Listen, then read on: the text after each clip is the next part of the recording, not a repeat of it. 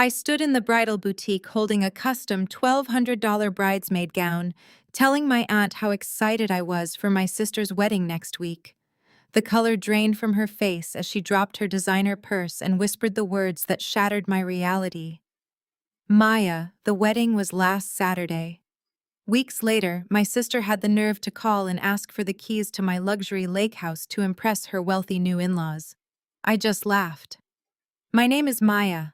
I am 35 years old and my family has always treated me like a social liability. Before I tell you how I tore down their perfect facade brick by brick, let me know where you are watching from in the comments below.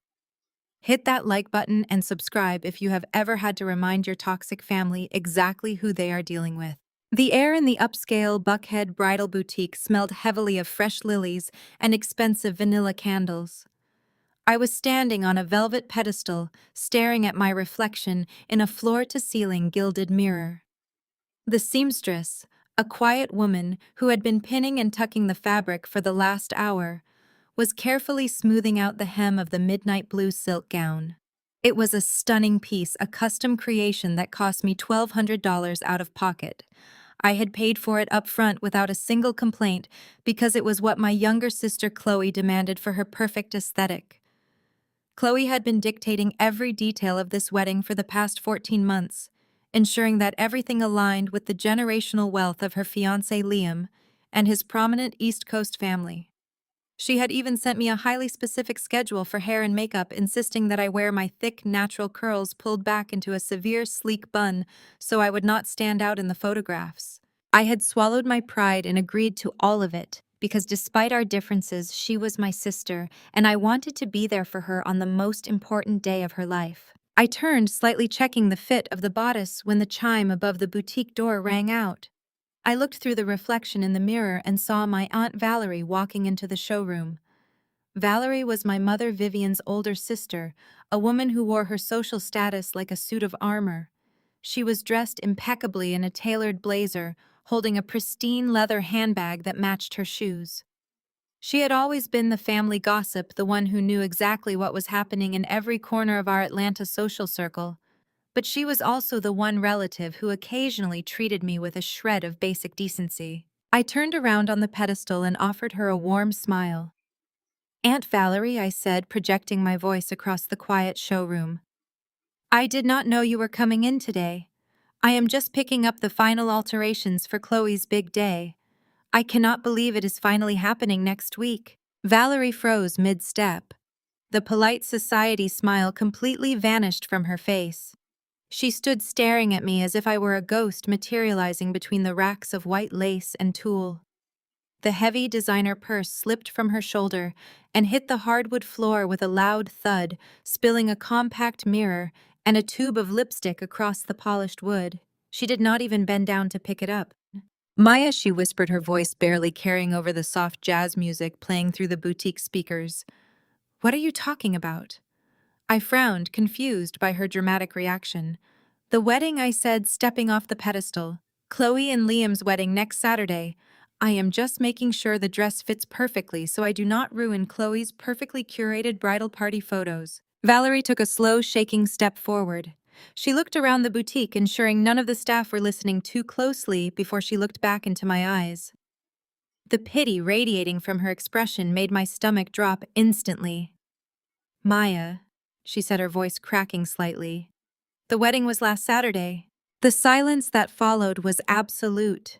The gentle hum of the air conditioning suddenly sounded like a roar in my ears. The seamstress who had been kneeling beside me slowly stood up, her eyes darting between me and my aunt, sensing the immediate tension but unsure of what to do. I looked at Valerie, waiting for the punchline, waiting for her to wave her hand and laugh at my gullibility. But her face was completely serious, tight with discomfort and a profound sense of horror. "Last Saturday," I repeated the words, tasting like ash in my mouth. "That is impossible. I have the invitations. I have the itinerary. I co-signed a $15,000 check for her secondary catering service just 3 weeks ago." Valerie swallowed hard, unable to hold my gaze. She looked down at the spilled contents of her purse. "Chloe told everyone you were unavailable, Maya." Vivian and Richard told Liam's parents that you were dealing with some severe personal issues and could not handle the stress of a large social gathering. They had the ceremony at the country club. The whole family was there. Liam's entire extended family flew down from Boston. They hired a different photographer. They did not even have bridesmaids. They changed the entire structure of the event a month ago. My mind raced, piecing together the timeline of lies. Chloe had texted me just yesterday complaining about the floral arrangements. She had deliberately kept me on the hook, actively deceiving me while she walked down the aisle, smiled for the cameras, and celebrated with the exact family members who had always viewed me as a disappointment. I was the 35-year-old single sister who built her own wealth from the ground up, running a luxury short-term rental portfolio that they constantly belittled as just flipping rental shacks. I was too independent, too outspoken, and apparently too socially unfit to mingle with Liam's old money relatives. So instead of dealing with me, they simply erased me from the narrative entirely. The seamstress cleared her throat nervously. "Miss, should I finish pinning the hem?" I looked down at the $1,200 midnight blue silk wrapped around my body. A dress for a wedding that had already happened. A costume for a role I was never meant to play. The initial wave of shock receded, replaced instantly by a cold, calculating clarity. I did not break down. I did not shed a single tear. Crying was a luxury reserved for people who believed they were victims. I was not a victim. I was a self-made woman who had just been handed the exact measure of her family's betrayal. "No," I said, my voice perfectly level, stripping all emotion from my tone. "You can take the pins out. I will not be needing this." Valerie stepped forward, reaching out a hand as if to comfort me. "Maya, I am so sorry. I thought you knew. I thought you and Chloe had come to some sort of agreement. I never would have said anything if I knew they had kept you completely in the dark." I stepped out of her reach, unzipping the dress myself. "Do not apologize, Aunt Valerie. You just did me the greatest favor of my life." I stepped out of the silk gown, leaving it pooled on the boutique floor like a discarded skin. I walked over to the changing room, pulled on my jeans and my simple black turtleneck, and grabbed my car keys from my bag. The air in my lungs felt different, sharper, cleaner. 35 years of trying to mold myself into a shape my status-obsessed parents could digest evaporated in that dressing room. I walked past the counter, leaving the dress right where it lay. I did not ask for a refund. I did not look back at Valerie, who was still standing in the middle of the showroom looking completely devastated. I walked out into the humid Atlanta afternoon and got into my car. My phone sat in the cup holder, silent and useless. I did not call Chloe. I did not text my mother Vivian to ask for an explanation. Explanations were just dressed-up lies, and I was entirely done consuming their fiction. I started the engine, the low rumble vibrating through the steering wheel as I gripped it tight enough to turn my knuckles white. I pulled out of the boutique parking lot and merged onto the highway, heading straight toward the affluent northern suburbs. The drive took 40 minutes. 40 minutes of navigating through heavy traffic, while the reality of their deception settled into my bones. They had taken my money. They had taken my time. They had actively mocked my social presence behind my back while cashing my checks to fund their high society aesthetic. I turned into their exclusive gated community, the sprawling oak trees and manicured lawns projecting the exact illusion of perfection they worshipped. I did not bother stopping at the guest intercom to announce my arrival. I punched in the family access code, the heavy iron gates swinging open slowly to admit me. I drove up the winding driveway and parked my car right behind my father Richard's pristine luxury sedan. I grabbed my purse, stepped out of the vehicle, and walked up the brick pathway to the heavy mahogany front door. I was not here to seek closure. I was not here to ask why I was not good enough for their country club performance. I was here to kick the door off its hinges. The tires of my car screech against the pristine pavement as I pull up to the imposing brick facade of my parents' estate. I bypass the polished brass intercom system entirely. I know the security code by heart. I punch the numbers with sharp, deliberate strikes and watch the heavy iron gates swing open to admit me. I drive up the winding driveway and park my vehicle directly behind my father Richard's pristine luxury sedan, blocking him in completely. I do not bother grabbing my purse from the passenger seat. I slam the car door shut and march straight up the manicured brick walkway. The heavy mahogany front door is unlocked, a testament to their false sense of suburban security. I push the door open with enough force that the heavy brass handle smacks loudly against the interior drywall, leaving a visible dent in the pristine white paint. The entryway smells intensely of expensive floral potpourri and lemon furniture polish. I hear hushed, excited voices echoing from the formal living room down the hall. I step into the wide archway and stop dead in my tracks. My mother, Vivian, and my father, Richard, are standing side by side in the absolute center of the room. They are entirely captivated, admiring a massive, freshly framed oil canvas resting on an ornate wooden easel. The portrait is at least 4 feet tall. It is a stunning high-definition rendering of my sister Chloe, looking like absolute royalty in a custom-imported lace wedding gown.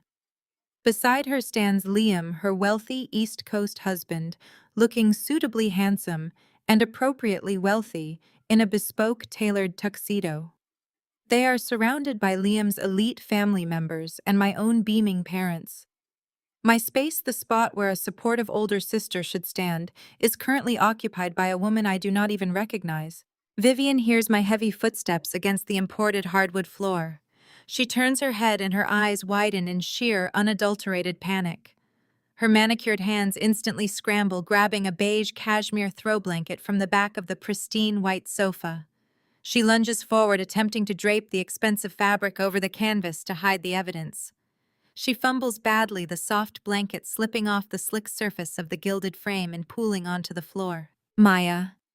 Vivian gasps, her voice high and tight with manufactured shock. What are you doing here today? We thought you were busy working at your properties. I do not answer her immediately. I walk slowly into the room.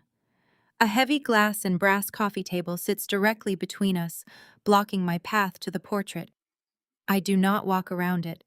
I raise my foot and kick the table hard, shoving it violently across the room.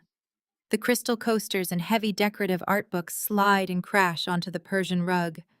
Richard steps forward immediately, raising his hands defensively as if trying to calm a wild animal. Maya, calm down right now, Richard demands, trying to assert his patriarchal authority. There is a perfectly reasonable explanation for this. Is there?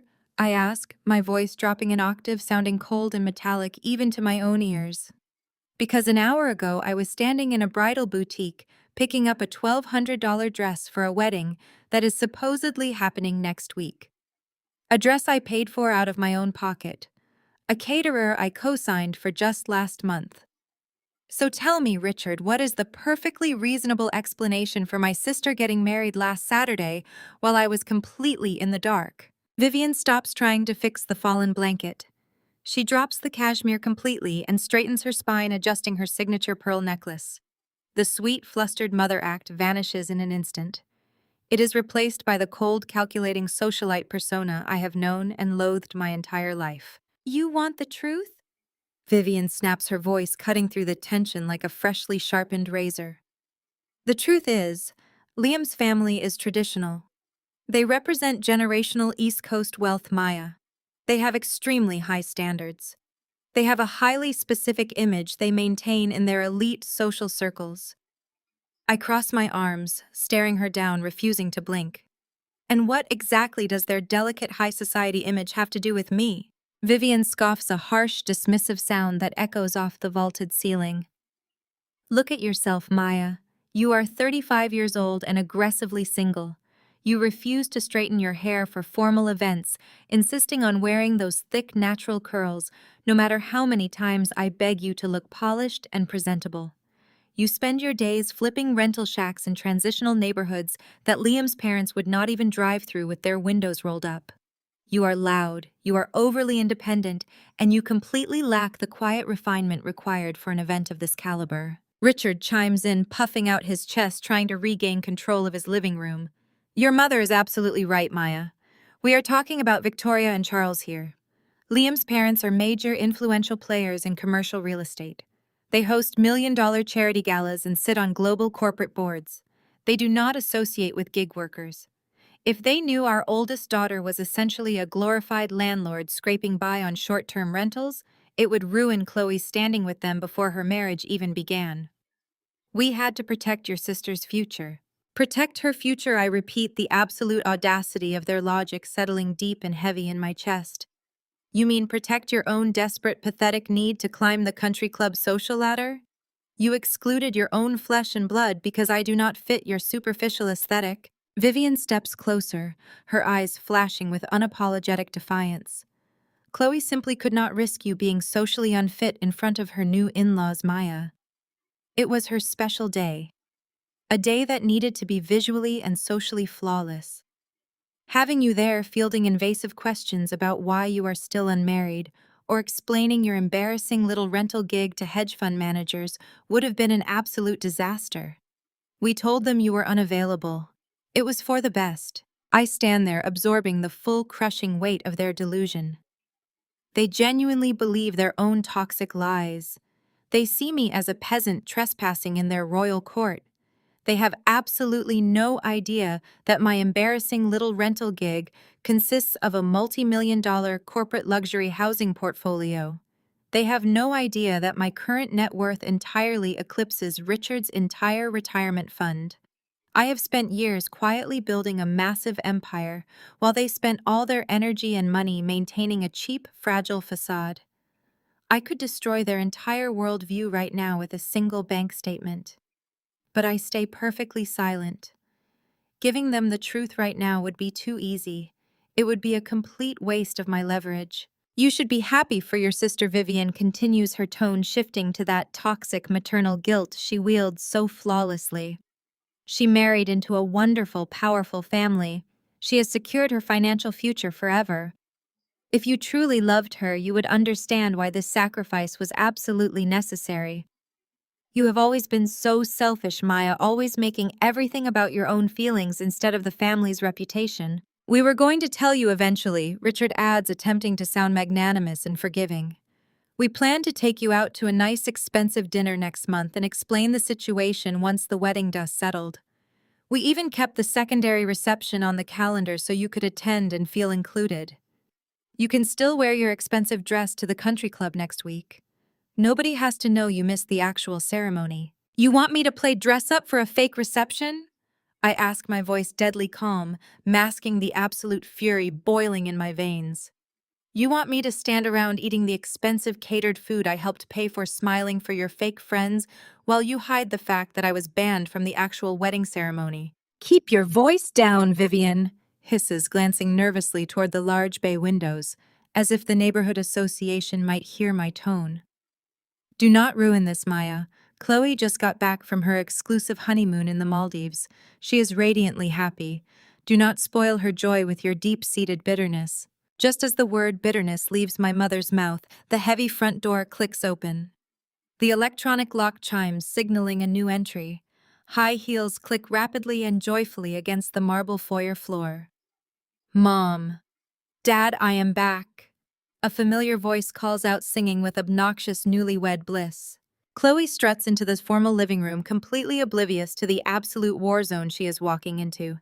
She is deeply tanned, wearing a designer silk resort set, and oversized sunglasses pushed back into her perfectly straightened hair. Hanging from her left arm, swinging casually as if it weighs absolutely nothing, is a limited edition designer leather handbag. The exact same $15,000 handbag she cried about not being able to afford 6 months ago.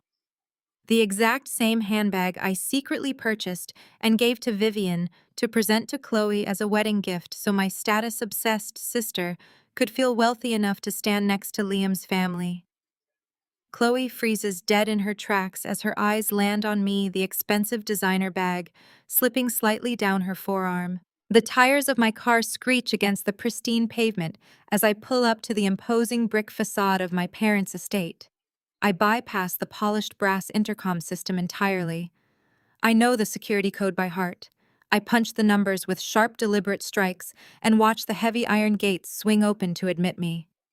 I drive up the winding driveway and park my vehicle directly behind my father Richard's pristine luxury sedan, blocking him in completely. I do not bother grabbing my purse from the passenger seat.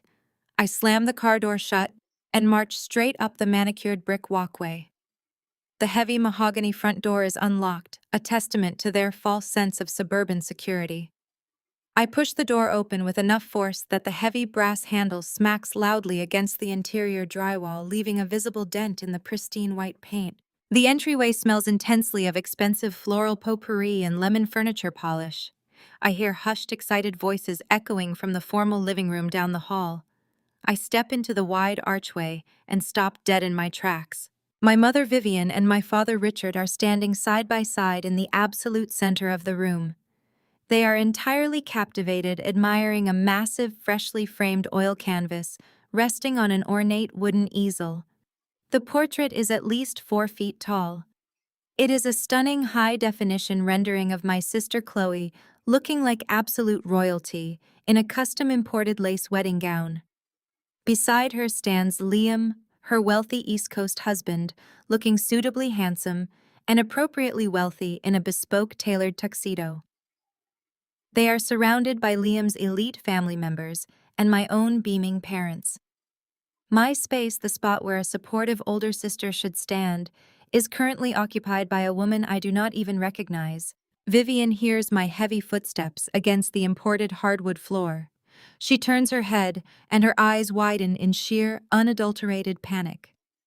Her manicured hands instantly scramble, grabbing a beige cashmere throw blanket from the back of the pristine white sofa. She lunges forward, attempting to drape the expensive fabric over the canvas to hide the evidence. She fumbles badly, the soft blanket slipping off the slick surface of the gilded frame and pooling onto the floor. Maya. Vivian gasps, her voice high and tight with manufactured shock. What are you doing here today? We thought you were busy working at your properties. I do not answer her immediately. I walk slowly into the room. A heavy glass and brass coffee table sits directly between us, blocking my path to the portrait. I do not walk around it.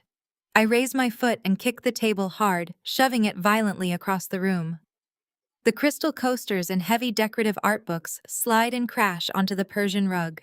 Richard steps forward, immediately raising his hands defensively as if trying to calm a wild animal. Maya, calm down right now, Richard demands, trying to assert his patriarchal authority. There is a perfectly reasonable explanation for this. Is there? I ask, my voice dropping an octave, sounding cold and metallic even to my own ears. Because an hour ago I was standing in a bridal boutique picking up a $1,200 dress for a wedding that is supposedly happening next week. A dress I paid for out of my own pocket. A caterer I co-signed for just last month.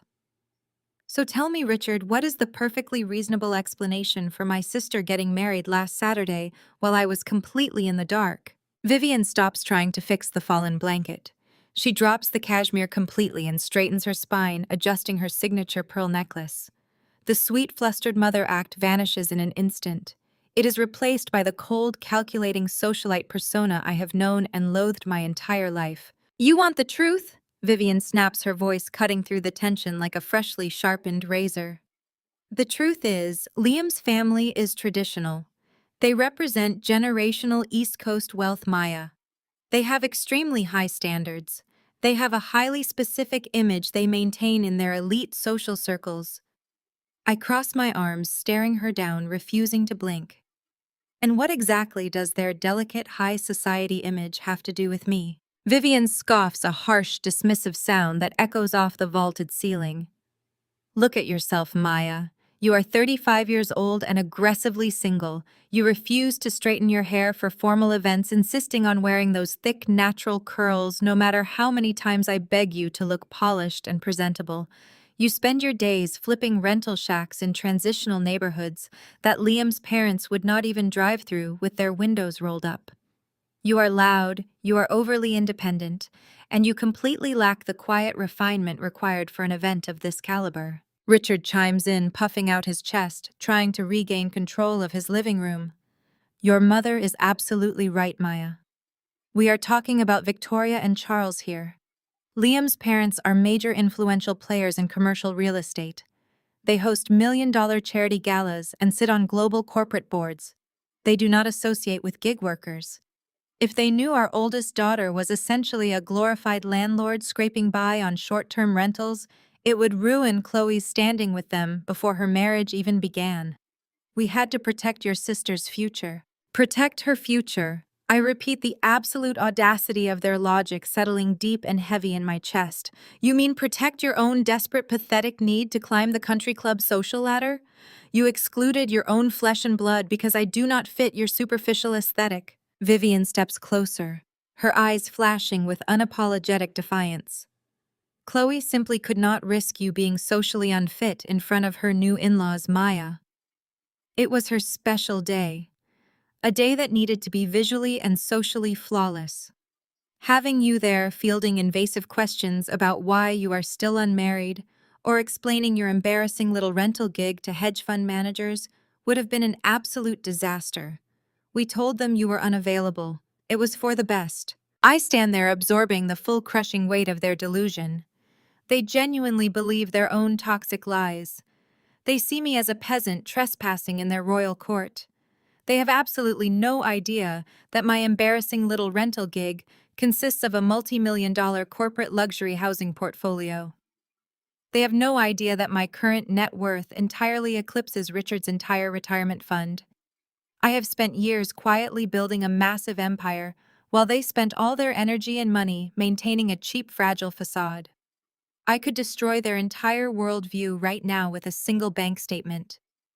But I stay perfectly silent. Giving them the truth right now would be too easy. It would be a complete waste of my leverage. You should be happy for your sister Vivian, continues, her tone shifting to that toxic maternal guilt she wields so flawlessly. She married into a wonderful, powerful family. She has secured her financial future forever. If you truly loved her, you would understand why this sacrifice was absolutely necessary. You have always been so selfish, Maya, always making everything about your own feelings instead of the family's reputation. We were going to tell you eventually, Richard adds, attempting to sound magnanimous and forgiving. We plan to take you out to a nice, expensive dinner next month and explain the situation once the wedding dust settled. We even kept the secondary reception on the calendar so you could attend and feel included. You can still wear your expensive dress to the country club next week. Nobody has to know you missed the actual ceremony. You want me to play dress-up for a fake reception? I ask, my voice deadly calm, masking the absolute fury boiling in my veins. You want me to stand around eating the expensive catered food I helped pay for, smiling for your fake friends while you hide the fact that I was banned from the actual wedding ceremony? Keep your voice down, Vivian hisses, glancing nervously toward the large bay windows, as if the neighborhood association might hear my tone. Do not ruin this, Maya. Chloe just got back from her exclusive honeymoon in the Maldives. She is radiantly happy. Do not spoil her joy with your deep-seated bitterness. Just as the word bitterness leaves my mother's mouth, the heavy front door clicks open. The electronic lock chimes, signaling a new entry. High heels click rapidly and joyfully against the marble foyer floor. Mom. Dad, I am back. A familiar voice calls out, singing with obnoxious newlywed bliss. Chloe struts into the formal living room, completely oblivious to the absolute war zone she is walking into. She is deeply tanned, wearing a designer silk resort set and oversized sunglasses pushed back into her perfectly straightened hair. Hanging from her left arm, swinging casually as if it weighs absolutely nothing, is a limited edition designer leather handbag. The exact same $15,000 handbag she cried about not being able to afford 6 months ago. The exact same handbag I secretly purchased and gave to Vivian to present to Chloe as a wedding gift so my status-obsessed sister could feel wealthy enough to stand next to Liam's family. Chloe freezes dead in her tracks as her eyes land on me, the expensive designer bag slipping slightly down her forearm. She stares at me, her manicured fingers gripping the handles of the bag I bankrolled. For exactly 2 seconds, I see genuine panic flash across her perfectly contoured face. She knows she is caught. She knows the timeline has collapsed. But my sister is a master of deflection. The panic vanishes, replaced instantly by an exaggerated sigh of sheer annoyance. She sets the designer bag on a pristine armchair and crosses her arms, acting as if I am a telemarketer who just interrupted her dinner. You always do this, Maya, she groans, rolling her eyes and looking at our mother for immediate solidarity. You always find a way to make everything about you. I stare at her, letting the absolute absurdity of her statement hang in the heavy air of the living room. I make it about me. I ask, my voice dangerously quiet. You excluded me from your wedding. You let me stand in a bridal boutique an hour ago to pick up a dress for a ceremony that happened last week. Chloe scoffs, waving her hand dismissively. Please do not play the victim. You hate large crowds. You hate formal events. You would have been miserable sitting through a 3-hour traditional ceremony and a seated dinner with Liam's extended family. You do not even know how to make small talk with people in their tax bracket. I honestly did you a massive favor by sparing you the awkwardness. You should be thanking me. Vivian steps right up beside Chloe, nodding in fervent agreement. Your sister is right, Maya. You would have been entirely out of your element. Liam's family expects a certain level of decorum. I look at my father, expecting at least a fraction of paternal reason to break through the delusion. Instead, Richard straightens his posture and delivers the final blow. He looks at me with a mixture of pity and deep disappointment. You need to look at the bigger picture here, Maya, Richard says, adopting his corporate lecture voice. You are 35. You have no husband. You have no real assets. You spend your days flipping rental shacks and dealing with tourists. Liam's family are serious investors. They hold properties across the eastern seaboard. They do not associate with gig workers. If Chloe introduced you as a short-term rental host, they would have completely written her off. We had to protect her social standing. You need to focus on getting a real career instead of throwing tantrums because you missed a party. I stand perfectly still. The sheer magnitude of their ignorance washes over me like a cold wave. They truly believe I am a struggling gig worker. They have completely bought into their own narrative that I am the family failure. They do not know that my short-term rental portfolio generated 8 figures last year. They do not know that I am currently closing on a multi-million-dollar commercial acquisition that rivals the very real estate investments Liam's family brags about. They see me exactly how they want to see me, small, insignificant, and entirely beneath them. I do not scream. I do not cry. I do not offer a single word of defense about my career or my bank accounts. Arguing with them would be handing them power. I refuse to surrender. Instead, I reach into my purse and pull out my phone. What are you doing? Vivian snaps, her eyes darting to the phone. I told you, do not ruin your sister's post-wedding glow with your bitterness. I ignore her. I unlock my screen, open my banking application, and tap the direct line to my private wealth manager. I press the speakerphone icon and turn the volume all the way up. The phone rings twice before a crisp, professional voice fills the silent living room. Good afternoon, Ms. Brooks. This is David from Executive Client Services. How can I assist you today? Hi, David. I say, keeping my eyes locked dead on Chloe. I need to place an immediate stop payment on a certified cashier's check I authorized last month. Chloe's smug expression falters. Her arms uncross. What check, she asks, her voice suddenly losing its arrogant edge. Certainly, Ms. Brooks. David replies, the keyboard clicking audibly through the speaker. Can you verify the amount and the recipient for me? It is a check for $15,000, I state, clearly enunciating every single syllable. Made payable to the Oakwood Country Club. The blood drains completely from Chloe's face. The country club is hosting her secondary post-wedding reception next weekend. It is the massive, lavish party designed specifically for her local Atlanta friends and our extended family to celebrate her new elite status. A party my parents claimed they were funding, but secretly begged me to co-sign the catering deposit for, because Richard had overextended his credit on the actual wedding. I had written the check quietly, asking for absolutely no credit, just to ensure my sister had her dream celebration. Maya, what are you doing? Richard barks, stepping forward, his face flushing a deep angry red. You cannot do that. The venue requires that deposit to clear by 5 o'clock today, or they will cancel the entire reception. Stop the payment, David. I say, ignoring my father completely. Flag it as a canceled transaction and return the funds to my primary holding account immediately. Understood, Ms. Brooks. The stop payment has been processed. The funds are secured in your account. Is there anything else you need today? No, David, that will be all. Thank you. I end the call. The silence in the room is deafening.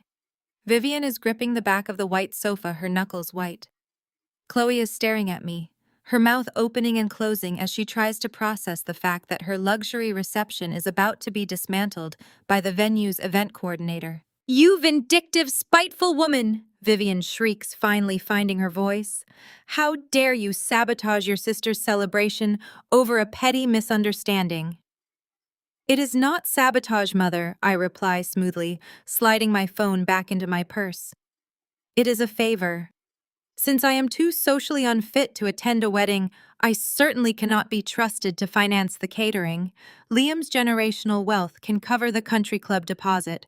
I am sure his family will be thrilled to foot the bill." Chloe steps forward, tears of genuine panic finally welling in her eyes.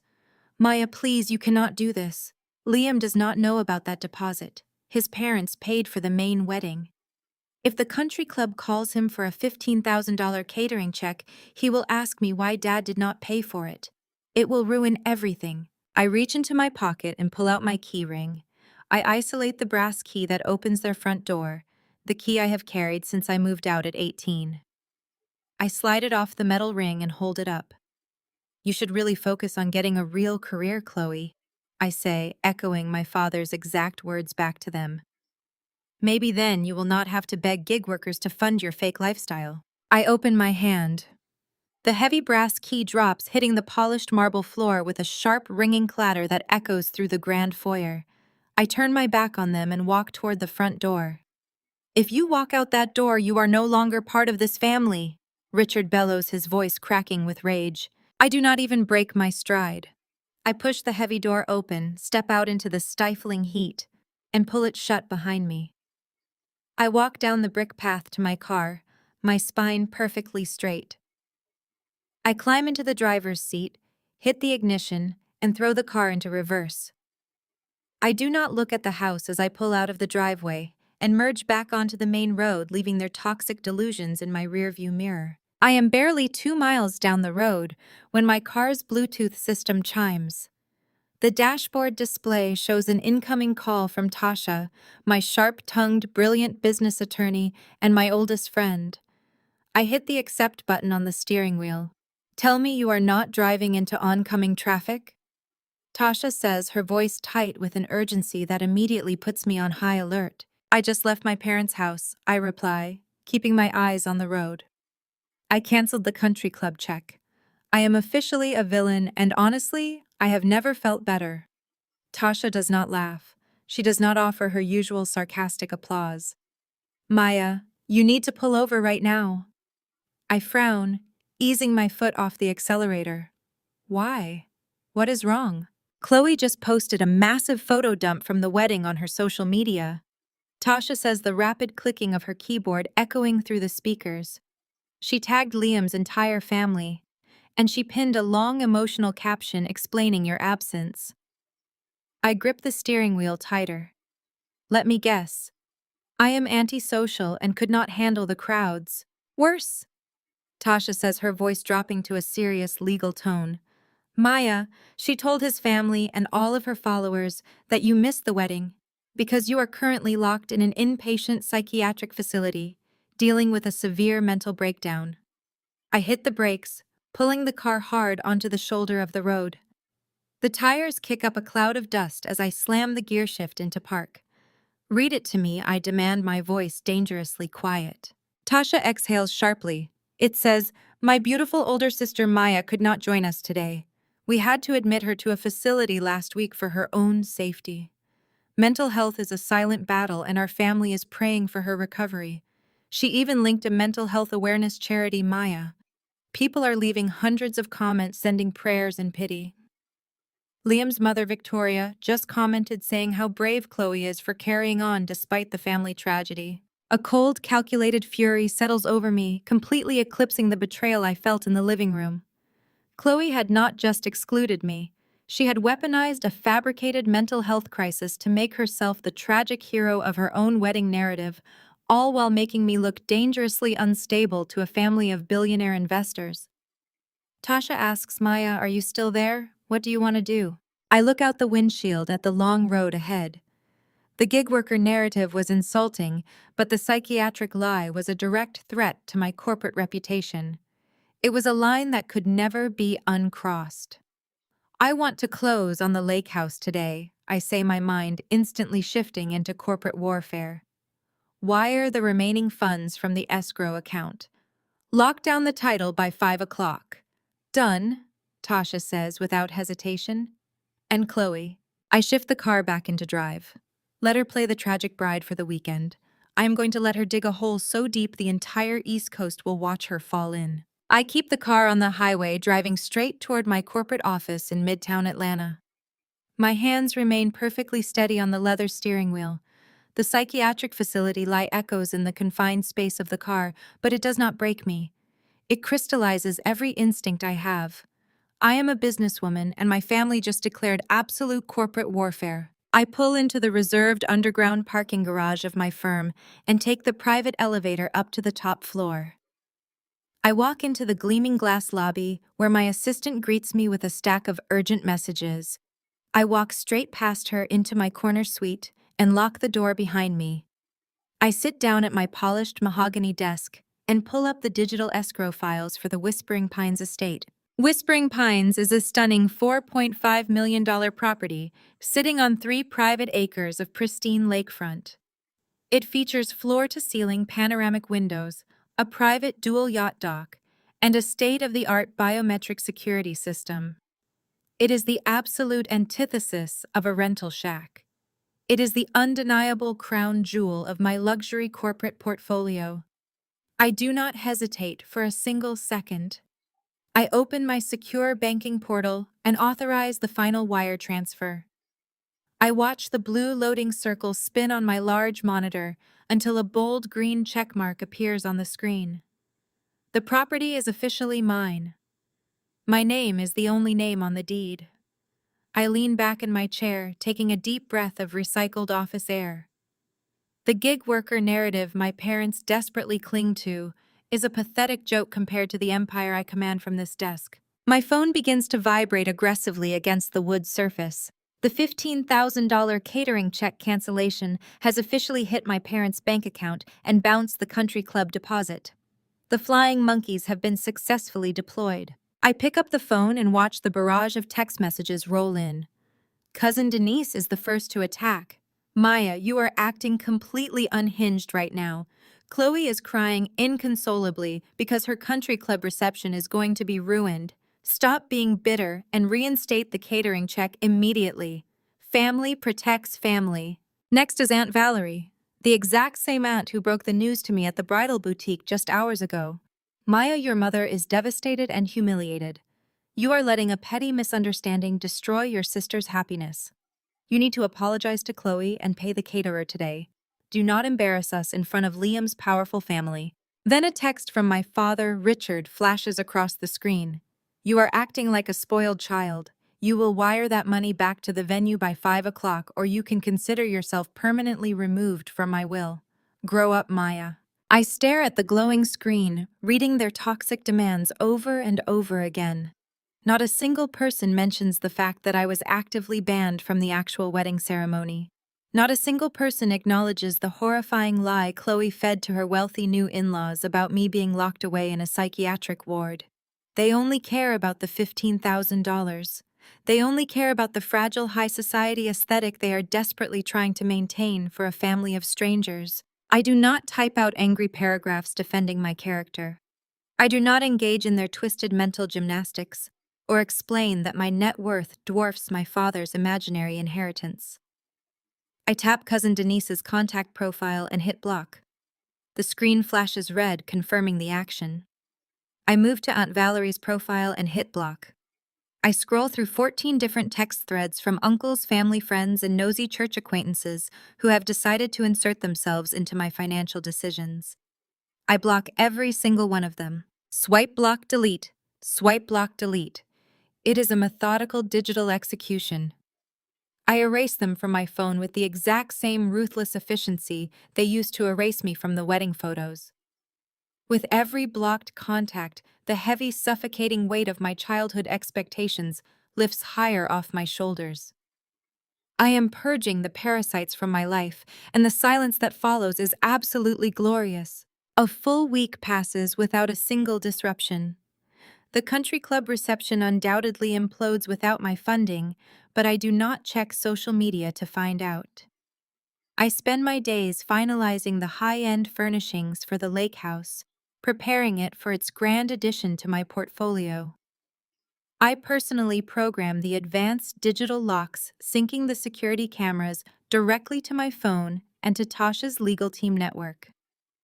I am sitting at my desk reviewing the final catering menus for a massive investor pitch dinner I am hosting at the property this coming weekend when Tasha kicks my office door open. Tasha does not say hello. She marches across the Persian rug and slams her sleek silver tablet face down on my desk. Her sharp features are tight with a mixture of absolute disgust and predatory amusement. You need to look at this right now, Maya. I flip the tablet over. It is Chloe's public Instagram page.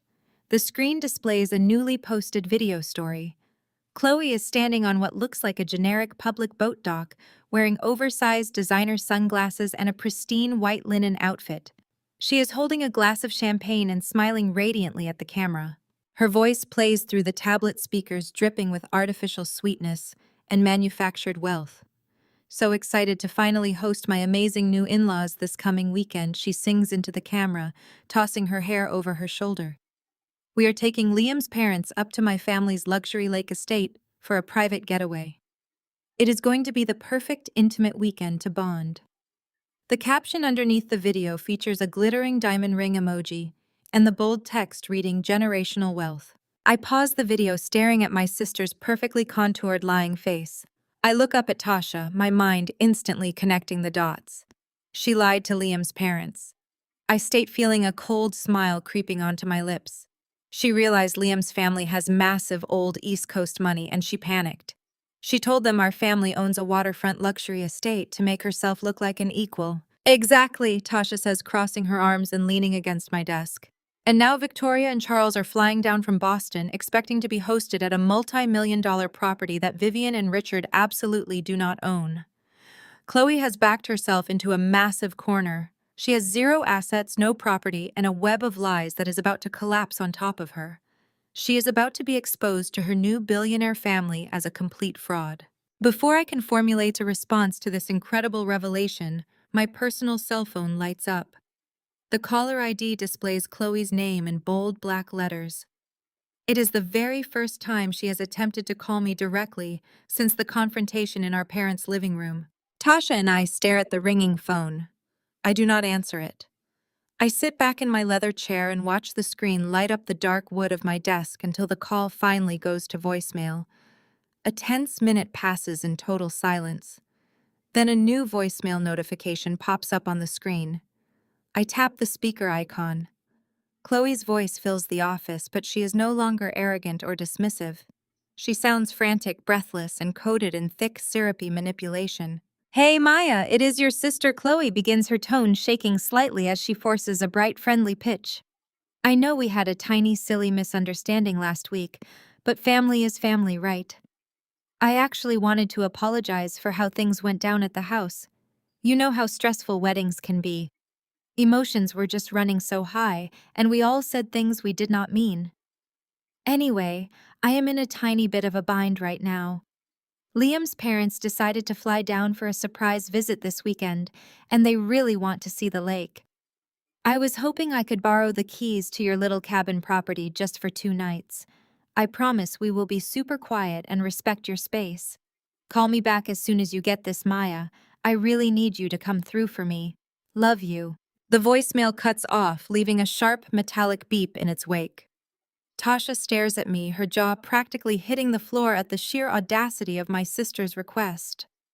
Chloe did not just want a favor. She wanted to hijack the very real estate empire she had mocked to save herself from a lie she created. She wanted to use the socially unfit sister to secure her position with the East Coast elite. I reach out and lock my phone screen, my decision already made. Let her play the tragic bride for the weekend. I'm going to let her dig a hole so deep the entire East Coast will watch her fall in. The morning sun filtered through the massive industrial windows of the Onyx Roastery, my sanctuary in the heart of downtown Atlanta. The air inside was thick with the rich scent of dark roasted espresso beans and fresh pastries.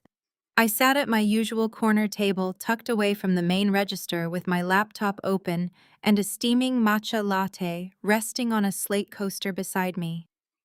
The absolute silence on my personal phone was a beautiful thing.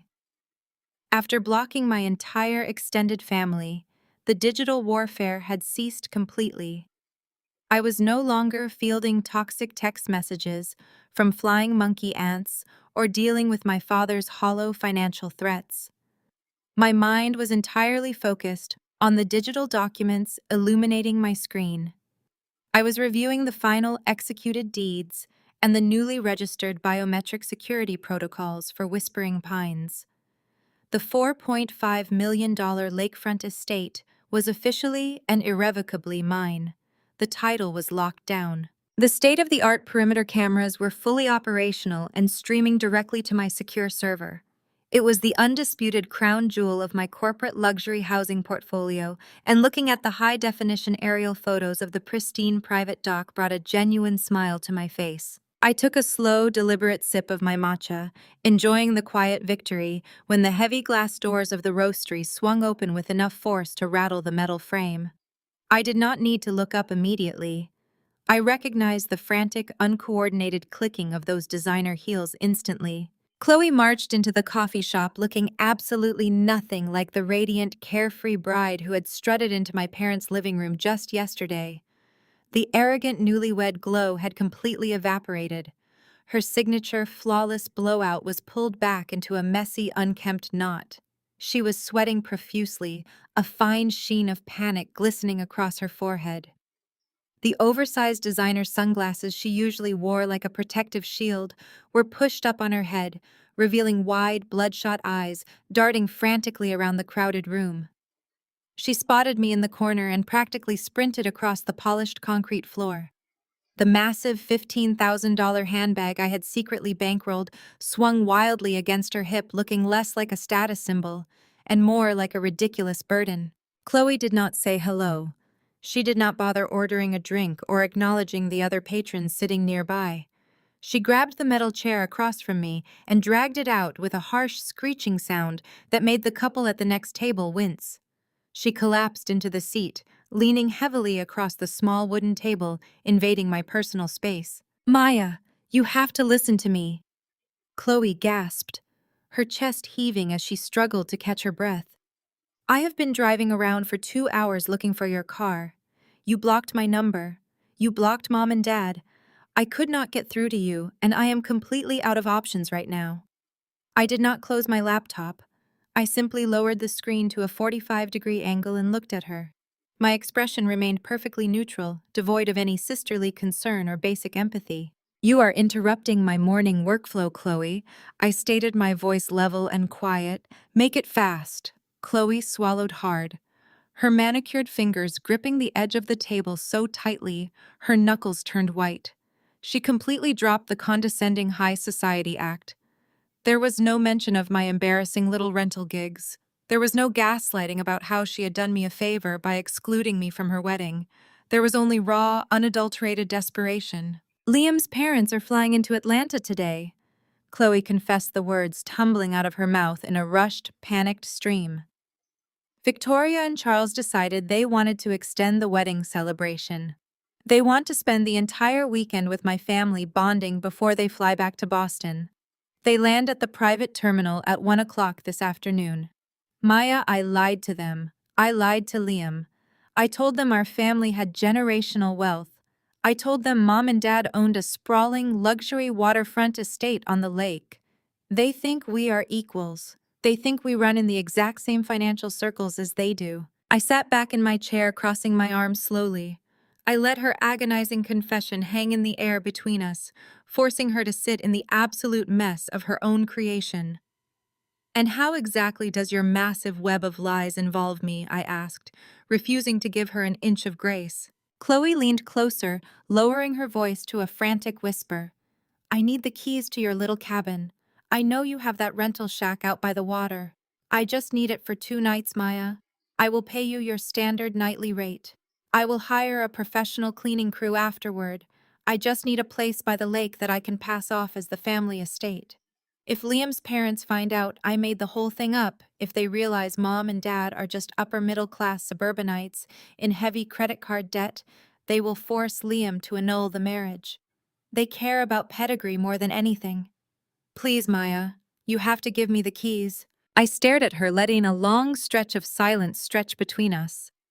The sheer unmitigated audacity of her request was almost cinematic. She honestly believed my multi-million-dollar flagship estate was a little cabin. She honestly believed she could simply demand the keys to my empire to save her superficial marriage. I laughed. It was not a chuckle or a polite scoff. It was a full, deep, resonant laugh that bubbled up from my chest and echoed clearly across the quiet coffee shop. Several heads turned in our direction, but I did not care. I looked directly into Chloe's terrified eyes. "Let me get this absolutely straight," I said, keeping my voice crisp and authoritative. "2 days ago, you told your wealthy new in-laws that I was completely socially unfit. You claimed I was too embarrassing, too unpolished, and too loud to stand in the background of your pristine wedding photos. You agreed with Richard and Vivian that gig workers like me had no place mingling with hedge fund managers and real estate moguls." Chloe opened her mouth to interrupt, but I held up a single finger, silencing her instantly. "I am not finished," I continued, the amusement draining from my face, replaced by cold, hard reality. "Yesterday, you posted a massive public photo dump on your social media. You tagged Liam's entire billionaire family, and you told the whole world that I missed your wedding because I had suffered a severe mental breakdown. You claimed I was currently locked away in an inpatient psychiatric facility for my own safety. You used my fabricated mental health crisis to farm sympathy likes from strangers." Chloe shrank back into her chair, her face flushing a deep, miserable shade of crimson. "Maya, I just needed an excuse for why you were not in the bridal party." I panicked. "So tell me, Chloe," I pressed, leaning forward slightly. "How exactly does a severely unstable woman locked in a psychiatric ward hand over the keys to a luxury waterfront estate?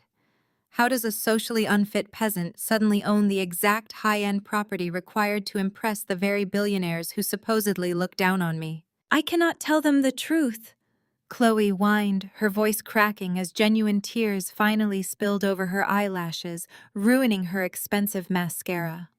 "I will lose everything, Maya. I will lose Liam. I will lose the lifestyle. You have to help me. Family protects family." I laughed again, a harsh, unforgiving sound. "I was too socially unfit for your wedding, but my property is fit enough to impress your in-laws. Absolutely not. You do not get to erase me from your narrative when I am inconvenient and then cast me as your real estate savior when your lies catch up to you. You are getting exactly what you asked for, Chloe. You erased me. I do not exist, and neither do my properties." The realization that I was entirely serious finally registered in Chloe's brain. The desperate pleading vanished instantly, swallowed up by the toxic, spoiled entitlement she had been raised on. Her mask shattered completely. "You are doing this on purpose," Chloe shrieked, her voice pitching upward, echoing off the exposed brick walls of the roastery. "You are doing this because you are jealous. You are a bitter, miserable spinster who cannot stand the fact that I married into wealth and power while you spend your pathetic life managing rental shacks. You are intentionally trying to destroy my marriage because nobody wants you." She slammed her fists down on the small wooden table, rattling my matcha latte and drawing the undivided attention of every single person in the coffee shop. The barista behind the counter stopped wiping down the espresso machine, staring at the spectacle unfolding in the corner. "You owe me those keys," Chloe screamed, her face twisting into an ugly mask of pure rage. "Mom and Dad are going to make you pay for this. You are dead to us, Maya. You hear me? You are absolutely dead to us." I did not raise my voice. I did not flinch. I calmly closed my laptop and slid it into my leather briefcase. I picked up my matcha latte, taking one final satisfying sip. I stood up, smoothing the front of my tailored blazer. I reached into my pocket, pulled out a crisp $100 bill, and placed it neatly under my slate coaster. I looked at the stunned barista across the room and offered a polite, apologetic nod for the disturbance. Then I looked down at my sister, who was hyperventilating in her chair, her designer aesthetic completely ruined by her public tantrum. "Enjoy your weekend with the billionaires, Chloe," I said, my voice steady and cold. "I highly recommend taking them to the local public beach. I hear the parking is free." I turned my back on her and walked toward the exit. I pushed the heavy glass doors open, stepping out into the bright, bustling streets of downtown Atlanta. Behind me, I could still hear Chloe screaming my name, demanding I come back, but her voice was quickly drowned out by the sound of city traffic. I walked to my car, feeling lighter than I had in 35 years. That evening, I sat on the expansive private deck of Whispering Pines. The sun was setting over the lake, casting brilliant streaks of gold and violet across the rippling water. The silence of the estate was absolute perfection. A glass of vintage red wine rested on the glass patio table beside me. My burner phone, the secure unlisted number I kept exclusively for emergency property management issues, suddenly began to vibrate. I frowned. Only a handful of elite contractors had this number. I picked it up and checked the caller ID. It displayed an unknown local number. I hit accept, pressing the phone to my ear. "Hello?" The voice on the other end was instantly recognizable. It was not a contractor. It was Vivian. Her tone was devoid of any motherly warmth. It was venomous, calculated, and dripping with legal threat. "You listen to me very carefully, Maya," Vivian hissed through the receiver, completely bypassing any greeting. "I do not know how you got this wealthy, but I know you have that lake house.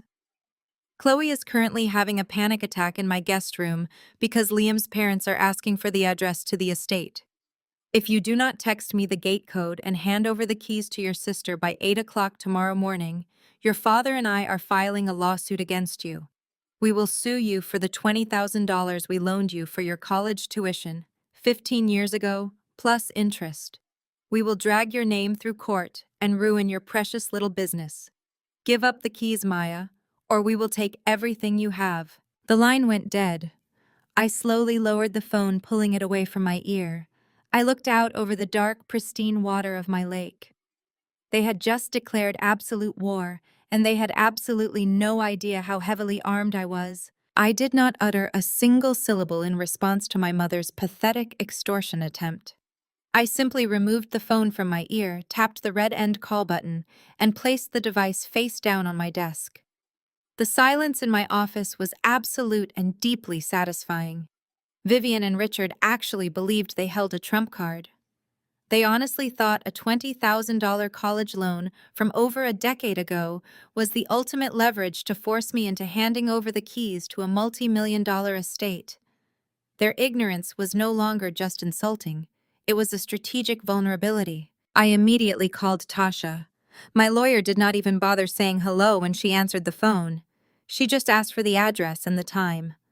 We agreed on 8 o'clock the following morning. I spent the remainder of the evening pulling certified archival records from my primary banking institution. I highlighted every date, every routing number, and every clearance confirmation. I bound the documents in a thick black leather portfolio. I was not just going to tell my parents they were wrong. I was going to legally asphyxiate them with their own fabricated narrative. The next morning, the Atlanta air was already thick with humidity as Tasha and I pulled up to my parents' sprawling suburban home. Tasha stepped out of the passenger seat, adjusting her tailored charcoal blazer. She carried a sleek manila envelope tucked under her arm. Her expression was completely devoid of emotion, radiating the kind of lethal corporate professionalism that charged $1,000 an hour. We walked up the brick pathway, shoulder to shoulder. I did not bother knocking. I used my brass key, unlocking the heavy mahogany door for what would be the very last time. We stepped into the formal dining room. Vivian and Richard were seated at the long glass dining table, enjoying their morning coffee. Vivian was wrapped in a plush beige robe, looking incredibly smug. She clearly assumed I had arrived to surrender the keys to my property. She offered me a triumphant, condescending smile that made my stomach churn. "Maya," she purred, taking a delicate sip from her porcelain cup. "I am glad you finally came to your senses. Where are the keys? Your sister is practically sick with worry." I did not speak. I walked straight up to the glass dining table and slammed the thick black leather portfolio down onto the surface. The heavy thud rattled the fine china, causing Richard to spill hot coffee onto his pristine morning newspaper. He jumped back, scowling at me. "What is the meaning of this?" Richard demanded, his face flushing an angry crimson. "Who is this woman? You cannot just barge in here with strangers. This is my corporate attorney," I stated, my voice echoing coldly off the vaulted ceiling. "And this portfolio contains the absolute end of your delusions. Open it." Vivian stared at the leather binder as if it were a live explosive. Richard aggressively snatched it open, flipping to the first page. His eyes scanned the top document and his angry expression immediately faltered. "You threatened to sue me for the $20,000 you loaned me for college," I said, crossing my arms and looking down at them. "A loan you forced me to take at an 8% interest rate while you paid for Chloe's entire private university tuition out of pocket. You claimed I owed you. Look at the date on that bank-certified statement, Richard. Look at the highlighted transfer." Richard swallowed hard, his eyes darting frantically across the page. The document clearly displayed a direct wire transfer from my business account to his primary checking account. It was dated exactly 5 years ago. "I paid you back," I continued, my voice rising slightly, dominating the silent room. "I paid you the original $20,000, and I paid the predatory $5,000 in interest you demanded from your own daughter. $25,000 wired directly to your account the very month my first business took off. You cashed it, you spent it, you have zero financial leverage over me, you have absolutely nothing." Vivian's face turned a sickening shade of gray.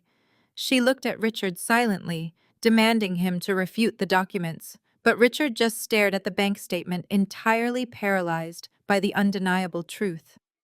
They had tried to use a debt that did not exist to extort a property they could not afford.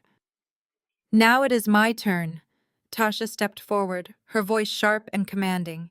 She tossed the manila envelope onto the glass table directly on top of the open portfolio. Vivian flinched.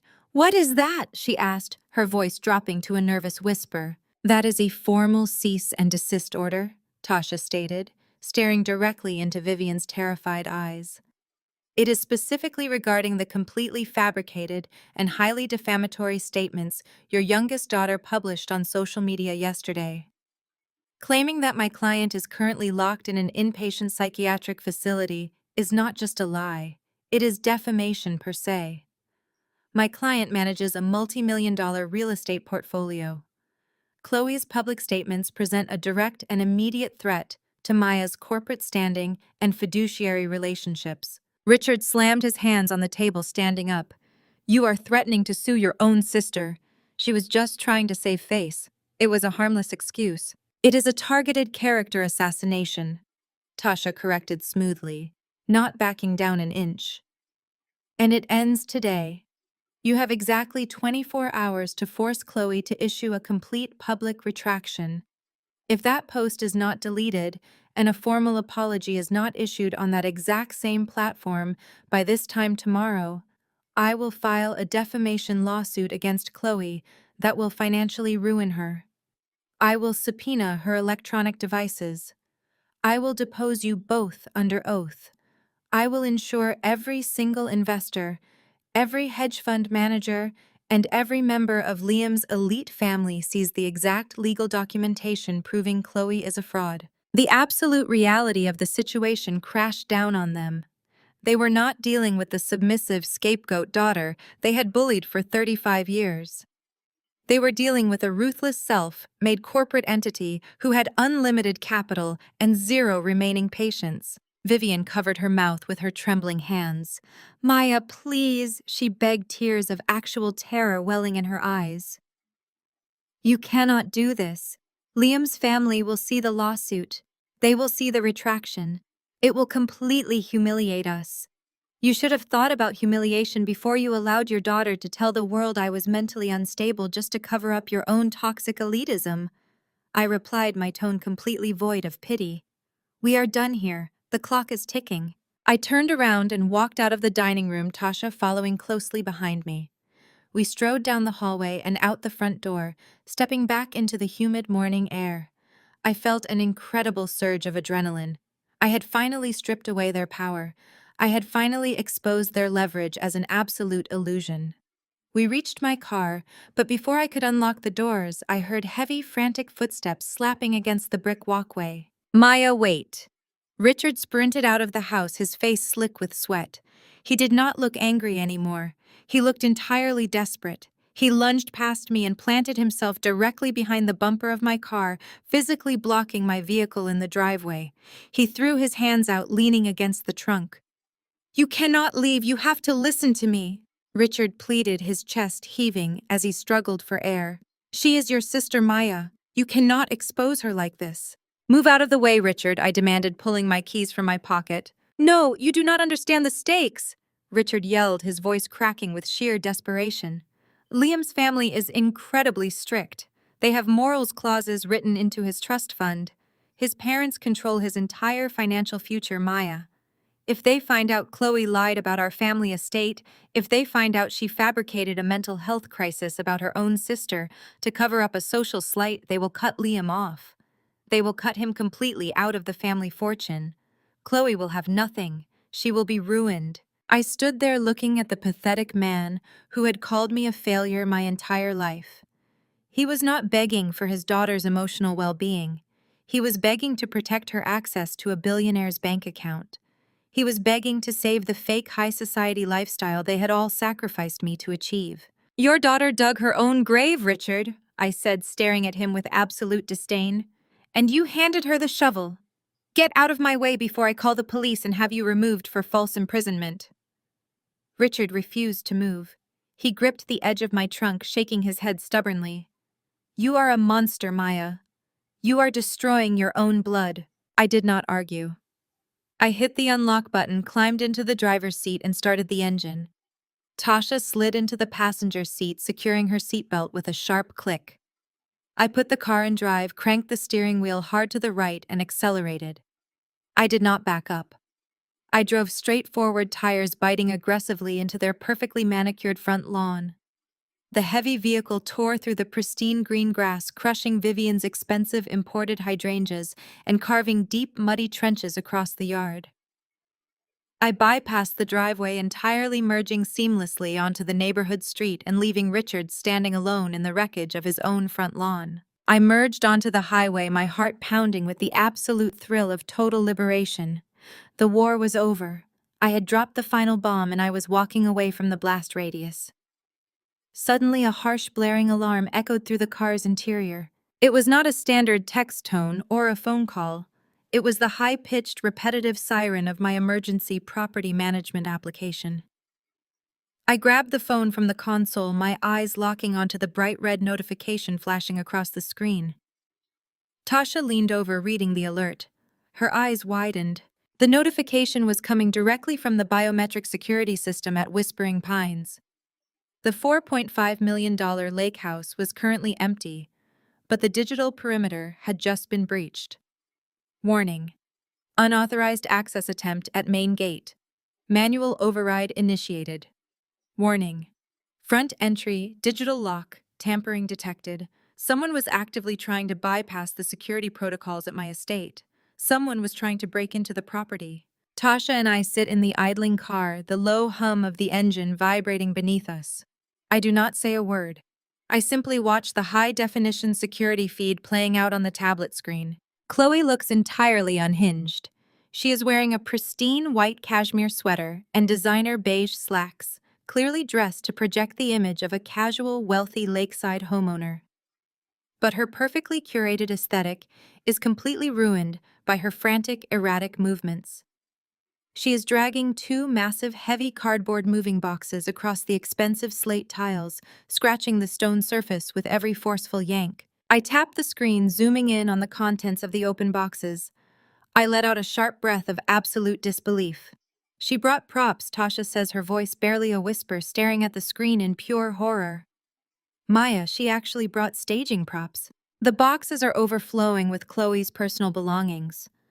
I can clearly see massive silver-framed wedding portraits of her and Liam carefully packed between layers of bubble wrap. Beneath the frames are stacks of plush monogrammed bath towels embroidered heavily with Liam's aristocratic last name. She has brought decorative throw pillows, engraved wooden coasters, and even a set of custom welcome mats. She drove up here early to literally colonize my property before the Boston billionaires arrive. She actually planned to scatter her wedding photos across my mantel, drape her monogrammed towels over my heated towel racks, and completely rewrite the ownership history of a $4.5 million estate in under 2 hours. The sheer magnitude of her delusion is staggering. She genuinely believes she can walk into a high-security corporate asset and play house. On the screen, Chloe abandons the heavy boxes and marches directly up to the massive double front doors. She reaches into her designer handbag and pulls out a single brass key. She holds it up to the light, examining it with a triumphant, arrogant smirk. I lean closer to the screen, narrowing my eyes. I recognize that specific brass key instantly. It is a cheap standard master key from the very first starter apartment I rented nearly 10 years ago. I kept it in a junk drawer at my parents' house for emergencies. Chloe must have dug through my old belongings, swiping the key under the pathetic assumption that all my properties utilize the same basic low-grade hardware. She honestly thinks my flagship luxury estate operates on a $20 deadbolt. The live audio feed kicks in, capturing the sharp clicking of Chloe's heels as she steps up to the door. We watch in absolute silence as she confidently thrusts the brass key toward the locking mechanism, but there is no keyhole. Whispering Pines is secured by a military-grade biometric and encrypted digital keypad interface. It is a sleek black glass panel completely flush with the mahogany wood. There is absolutely nowhere to insert a physical key. Chloe freezes. The triumphant smirk melts off her face, replaced instantly by utter confusion. She taps the smooth black glass with the tip of the brass key, listening to the hollow clinking sound. She swipes her hand across the panel, waking up the digital display. A soft blue ring of light illuminates the biometric thumbprint scanner, followed by a digital voice prompt echoing through the security feed. Please verify identity, the automated system announces, its volume crisp and clear. Chloe physically recoils. She stares at the glowing panel as if it is an alien artifact. She looks down at the cheap brass key in her hand and back up at the impenetrable digital fortress standing between her and her fabricated billionaire lifestyle. Panic sets in. It is visceral and immediate. She begins frantically mashing her fingers against the digital keypad, treating the high-end security system like a broken vending machine. The blue ring of light flashes a harsh, aggressive red. Access denied, the automated voice states coldly. "Open the door!" Chloe screams at the panel, her voice cracking with hysteria. "Open the door, you stupid machine. Liam's parents are landing in exactly 3 hours. I need to set up the house." She slams her open palms against the heavy mahogany wood, kicking the base of the door with her expensive leather boots. She is completely unraveling. The perfectly poised society wife persona evaporates, leaving behind a desperate, spoiled child who is finally facing a boundary she cannot manipulate or cry her way through. Tasha shakes her head, reaching for her own phone. This is legally categorized as trespassing and attempted breaking and entering. I am calling the local county sheriff right now.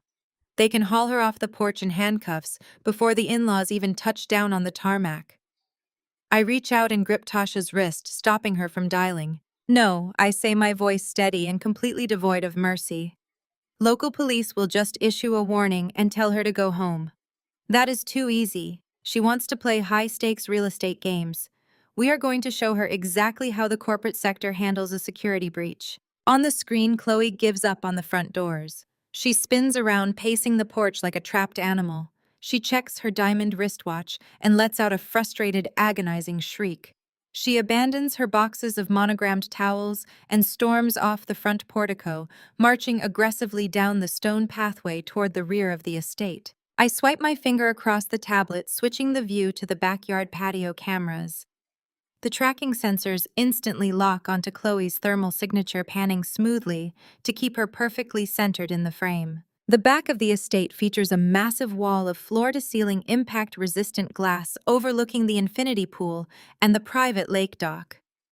Chloe stomps onto the patio, pressing her face against the tinted glass, peering into the sprawling, immaculate living room she is so desperate to claim as her own. She tests the sliding glass doors, pulling on the recessed handles with all her body weight. The doors do not budge a single millimeter. She steps back, her chest heaving. She looks wildly around the pristine patio, searching for a solution. Her eyes lock onto the decorative landscaping border framing the edge of the pool. No way, Tasha breathes, leaning closer to the screen, entirely captivated by the madness unfolding. She is not going to do what I think she is going to do. Chloe marches over to the landscaping border and bends down. She struggles for a moment, her manicured nails digging into the damp soil, before she manages to heft a large, heavy river rock into her arms. The rock is the size of a bowling ball. She staggers back toward the glass patio doors, holding the heavy stone against her cashmere sweater, leaving dark, muddy streaks across the pristine white fabric. She is actually going to try and shatter the glass. The sheer blinding entitlement fueling her actions is beyond human comprehension. She genuinely believes she can hurl a rock through a reinforced hurricane-grade window, crawl through the shattered glass, clean up the debris, and successfully stage a fake multi-million-dollar life before her billionaire in-laws arrive for cocktail hour. I do not call her phone to warn her. I do not activate the two-way intercom system to demand she drop the rock. I do not give her a single ounce of sibling grace. She made her bed when she told the world I was locked in a psychiatric ward. Now she gets to sleep in it. I tap the master control icon on the dashboard, bringing up the emergency response protocol menu. I press the red tactical lockdown button. Instantly, the security feed captures the massive automated response. Heavy steel reinforced security shutters drop rapidly from the concealed awnings above the patio, sealing off the glass doors with a loud, terrifying mechanical slam. At the exact same moment, the front and rear perimeter gates slide shut, locking with heavy magnetic bolts. Chloe screams, dropping the heavy river rock onto her own foot as the steel shutters slam down directly in front of her face. She jumps back, clutching her foot, limping wildly across the patio as automated security floodlights ignite, bathing the entire backyard in a blinding, aggressive white glare. I am not finished. I tap the secondary command icon labeled Elite Response Dispatch. Whispering Pines does not rely on local law enforcement for alarm triggers. The property is contracted with a private armed corporate security firm. Their response time is exactly 4 minutes. They do not issue polite warnings. They arrive in unmarked black tactical vehicles and handle intruders with absolute extreme prejudice. The automated system chimes through my car speakers. Armed response unit dispatched. Perimeter sealed. Target contained in Sector 4. I lock the tablet screen and place it calmly onto the center console. I shift my car back into drive, pulling smoothly off the gravel shoulder and merging back onto the highway. Are we going back to the city? Tasha asks, a slow, lethal smile spreading across her face. Absolutely not, I reply, accelerating down the road. We are going to the private aviation terminal. I think it is time I finally meet Liam's parents and welcome them to Atlanta properly. Since Chloe is going to be slightly tied up dealing with an armed tactical unit, someone needs to provide the billionaire in-laws with a ride to the lake. I keep one hand firmly on the steering wheel, while my other hand holds the tablet angled so both Tasha and I can watch the live high-definition security feed. The interior of my car is completely silent, except for the low hum of the engine and the frantic, chaotic audio streaming from the tablet.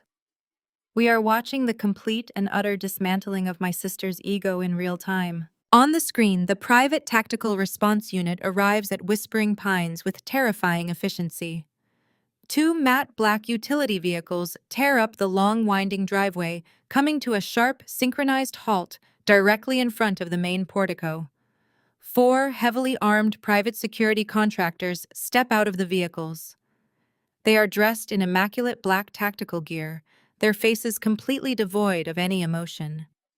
They do not look like local neighborhood watch guards.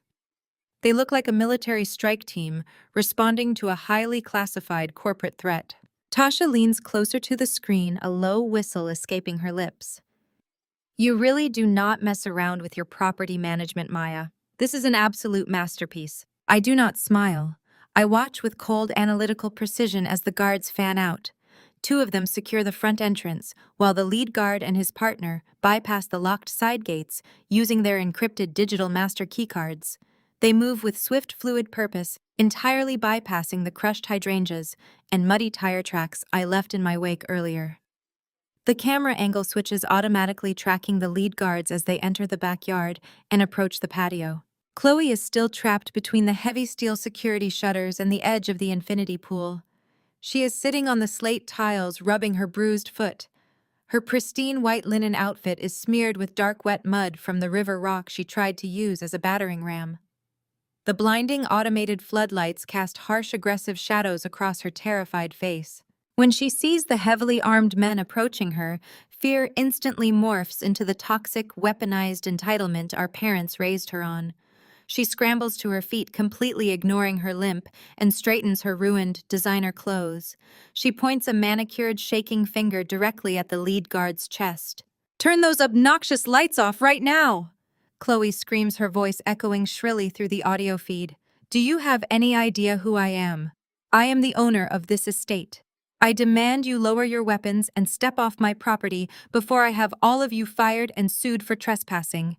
The lead guard does not flinch. He stops exactly 6 feet away from her, his hands resting calmly on his tactical belt. His body language projects absolute zero tolerance for her suburban country club hysterics. "Ma'am, you have triggered a Tier 1 security lockdown," the guard states, his voice low, firm, and entirely unbothered by her screaming. "I need to see a valid state-issued identification, and I need you to verbally provide the biometric override clearance code immediately." Chloe balks. She stares at him, her mouth opening and closing as she tries to construct a lie fast enough to save herself. "I do not have my purse on me," she stammers, gesturing wildly toward the locked steel shutters. "My identification is inside the house. I locked myself out. And I do not need to give you any code. I am Chloe Brooks. My husband is Liam. His family owns half the commercial real estate on the East Coast. If you do not open these doors right now, my father-in-law will personally see to it that your entire security firm is liquidated." The guard exchanges a brief, entirely unimpressed look with his partner. He reaches for the radio on his shoulder. "Control, we have a hostile, unverified female on the rear patio. Suspect is refusing to provide clearance codes and is attempting to claim ownership of the asset. Initiating physical detainment protocols." Chloe realizes the threat is not a bluff. She steps back, her eyes wide with fresh, genuine terror. "Wait! You cannot touch me!" she shrieks, holding her hands up. "I am wealthy. I belong here." The guards move forward with absolute mechanical precision. They do not entertain her bargaining. They do not care about her imaginary billionaire status. The lead guard grabs her left wrist while his partner secures her right arm, smoothly forcing her hands behind her back.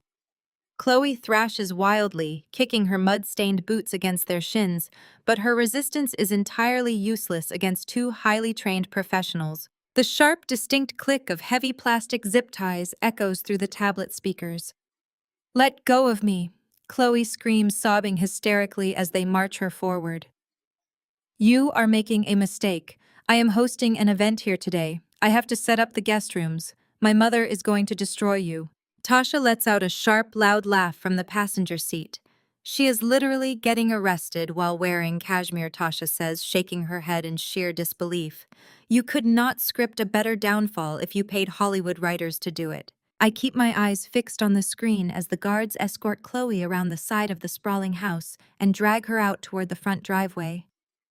The commotion has not gone unnoticed. Whispering Pines is situated in an exclusive, heavily monitored neighborhood.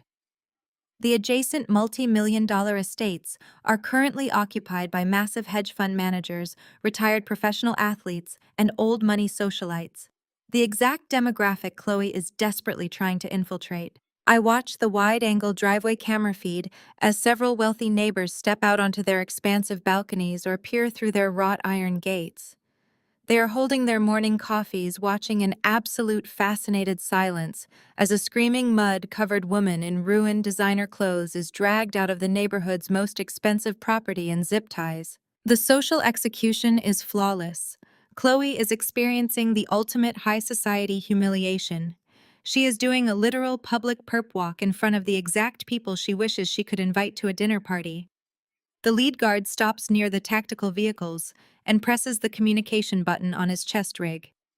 The signal routes directly through the central server and patches into my car's Bluetooth audio system, overriding the tablet entirely. Ms. Brooks, the guard's voice booms through my vehicle speakers, crisp and professional.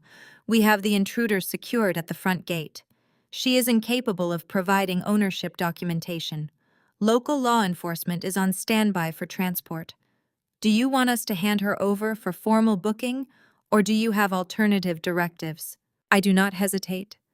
I press the microphone icon on my steering wheel, syncing my voice directly to the massive external security speakers mounted on the front portico of the lake house. My voice echoes across the entire estate, rolling over the manicured lawns and reaching the ears of every single nosy neighbor currently watching the spectacle. Release her, I command, my tone dropping into a cold metallic register that demands absolute obedience. On the screen, Chloe's head snaps upward. She looks wildly around the driveway, searching for the source of my voice. Her face is pale, streaked with tears and utter disbelief. She recognizes my voice instantly. The reality that I hold the ultimate, absolute authority over this massive estate finally crushes the last remaining fragment of her delusional worldview. Let her walk off the property. I continue, my voice ringing loud and clear over the external speakers. If she ever steps foot near this perimeter again, or if she ever attempts to bypass the security grid of any corporate asset in my portfolio, you have my full authorization to press maximum felony charges. Cut the ties and let her walk. The guards do not question the order. A sharp knife slices through the thick plastic zip ties binding Chloe's wrists. She rubs her arms, her chest heaving violently as she stares up at the security cameras mounted above the door. She looks utterly, completely broken. The lead guard points a heavy-gloved finger down the long, winding half-mile stretch of the neighborhood road. The message is clear. She has to walk. I watch the feed as Chloe turns around, dragging her muddy, bruised feet down the pristine pavement. She has to endure the agonizing, silent judgment of every wealthy neighbor watching her humiliating departure. She has to walk for miles in the suffocating Atlanta heat with ruined clothes and absolutely zero dignity remaining. She is no longer the tragic bride. She is just a pathetic trespasser who got caught. I tap the screen, disconnecting the security feed entirely, and toss the tablet onto the back seat. I press my foot on the accelerator, speeding down the highway toward the private aviation sector of the international airport. That was incredibly satisfying, Tasha says, adjusting her sunglasses and leaning back in the leather seat. You let her taste the absolute bottom of the barrel. She is going to have a complete psychological meltdown trying to explain why she cannot host Liam's parents this weekend. I keep my eyes on the road, navigating the heavy traffic smoothly. She brought this entirely on herself, I reply. The psychiatric lie was the fatal error. Now she gets to explain to Liam's billionaire parents why the family estate is suddenly unavailable. I am sure she will invent a massive plumbing emergency or a sudden gas leak to cover her tracks. We approach the sprawling, sleek glass structure of the private aviation terminal. I pull into the designated VIP parking lot, sliding my luxury vehicle into a spot directly facing the main exit doors. We are exactly 45 minutes early. I want to be standing right at the glass when Victoria and Charles step off their private jet. I want to introduce myself as the socially unfit sister and offer to buy them a welcome dinner before Chloe even has a chance to formulate her next lie. I turn off the engine and reach for my purse to grab my compact mirror. Before I can open it, my phone vibrates violently against the center console. It is not a security alert. It is a completely different notification. It is the distinct double chime of my automated corporate property management software. The app handles all incoming luxury rentals, vetting high-end clients who want to lease my properties for film shoots, corporate retreats, and private events. I frown, picking up the phone. I tap the notification and open the Master Manifest dashboard. A brand new high-priority reservation has just been forcefully pushed through the system. Someone has just booked Whispering Pines for a premium 3-day weekend rental starting this exact afternoon. I stare at the digital invoice, my eyes scanning the details. Tasha leans over the center console reading the screen with me. The name on the verified reservation is Jessica Sterling. The provided home address is a generic luxury apartment complex in downtown Atlanta. But the booking system is significantly smarter than the average user realizes. My software automatically cross-references IP addresses and digital footprints to prevent corporate espionage and secure my assets. The IP address attached to the reservation matches the exact mobile device network Chloe has been using for the last 4 years. I let out a slow, harsh breath. She did not give up. She actually doubled down on the delusion. Look at the payment method, Tasha says, her voice turning sharp and dangerous. She points a perfectly manicured nail at the bottom of the digital invoice. I scroll down, checking the financial clearance data. The 3-day premium rental costs $12,000. The payment was pushed through using a high-limit black corporate credit card. I recognize the routing numbers and the issuing bank immediately. It is the exact corporate expense account belonging to Richard's former manufacturing firm, the same firm that fired him 2 years ago. She stole a defunct corporate credit card to book her own sister's multi-million-dollar estate under a fake name. I say, the realization settling over me like a heavy block of ice. She genuinely believes I am too busy or too incompetent to check the automated manifests. She thinks she can just rent the property, anonymously, generate a temporary digital access code, and bypass me entirely to host her billionaire in-laws. Tasha leans back in her seat, a lethal, deeply predatory smile stretching across her face. This is no longer just family drama, Maya. She just committed wire fraud, identity theft, and unauthorized use of a corporate financial asset. I lock my phone screen, my grip tightening on the device. Chloe thinks she found a loophole.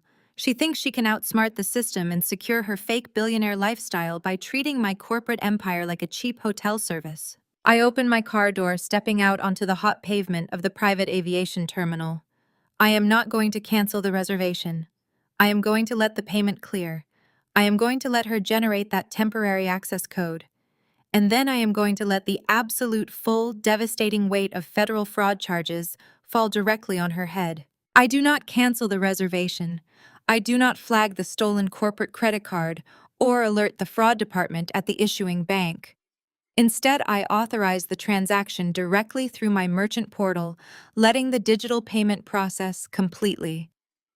I watch the blue loading bar fill the screen until a green checkmark appears, confirming the charge. The $12,000 payment clears, securing a pristine, irrefutable digital paper trail of wire fraud, identity theft, and unauthorized asset use. I personally generate a temporary digital access key code and link it to Chloe's fabricated profile. I send the confirmation email directly to the burner address she provided. Let her have the code. Let her walk directly into the jaws of the trap she built for herself. Saturday evening arrives, bringing a cool breeze that rolls off the dark waters of the lake. Whispering Pines is transformed into an absolute masterpiece of corporate hospitality. I have spared absolutely no expense for this evening. A private chef I hired specifically for this pitch is working quietly in the massive gourmet kitchen, putting the final touches on a locally sourced 5-course tasting menu. The lighting across the entire estate is dimmed to a warm, inviting glow, highlighting the architectural brilliance of the vaulted ceilings and the imported Italian marble floors. The faint sound of classical jazz plays softly through the hidden surround sound speakers, perfectly setting the mood for a high-stakes financial negotiation. I stand in front of the floor-to-ceiling mirrors in the master suite, adjusting the lapels of my custom-tailored emerald silk suit. The fabric drapes flawlessly over my frame, projecting an image of untouchable authority and immense wealth. I pair the suit with a simple gold watch and minimal jewelry, letting the sharp lines of the tailoring speak for themselves. I am not the outcast sister tonight. I am not the family disappointment or the socially unfit gig worker my parents tried to erase. I am the apex predator of the Atlanta real estate market, preparing to secure a massive expansion to my empire. At exactly 6 o'clock, a sleek black luxury town car pulls through the main gates of the estate. My private security team, stationed discreetly out of sight, monitors their arrival as the vehicle glides up the long, winding driveway. Tasha stands beside me on the massive front portico looking equally lethal in a sharp black blazer. We wait in perfect silence as the driver opens the rear doors. Victoria and Charles step out of the car, and they radiate the kind of quiet, old East Coast money that does not need to announce itself. Charles is wearing a perfectly tailored navy blazer and slacks, his silver hair neatly combed. Victoria carries herself with the effortless grace of a woman who has never looked at a price tag in her entire life, wearing a tasteful cream dress and simple pearl earrings. They have absolutely no idea that I am Chloe's sister. To them, I am Maya, the visionary CEO of a rapidly expanding luxury real estate portfolio they have been tracking for months.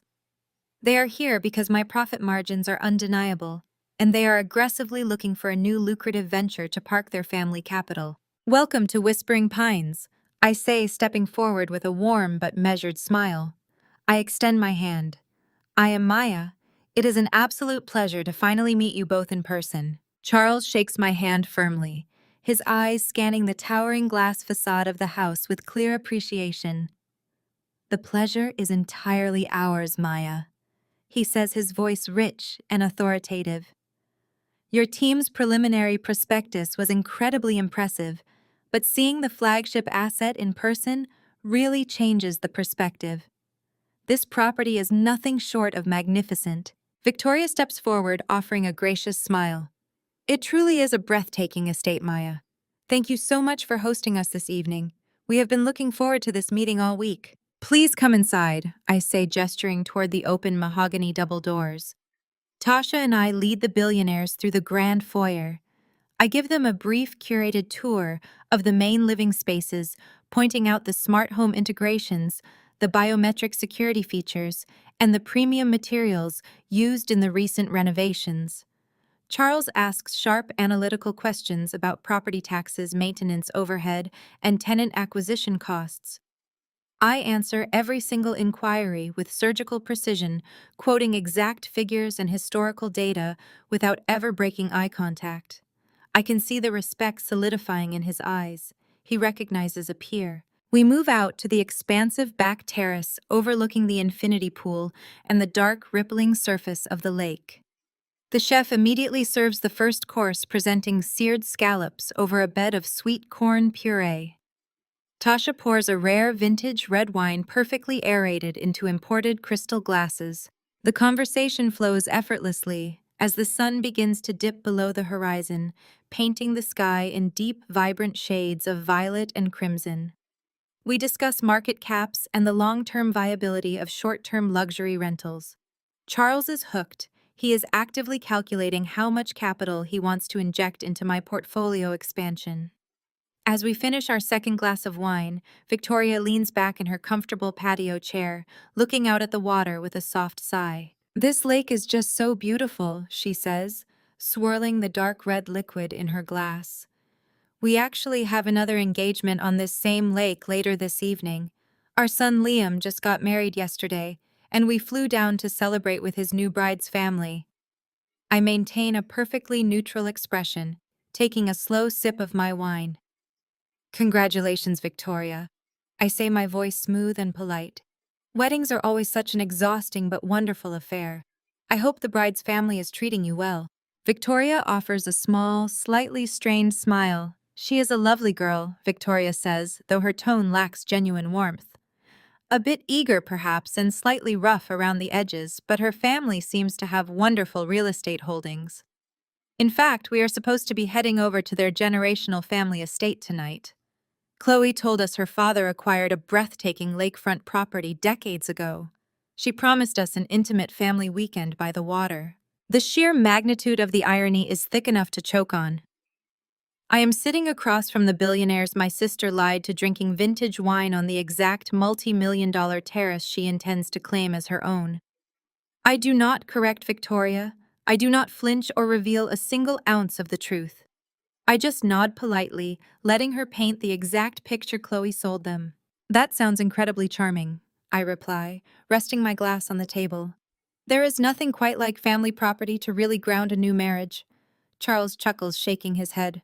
Yes, well, we will see what kind of operation they are running. After seeing how you manage an asset of this caliber, Maya, my standards are currently set exceptionally high.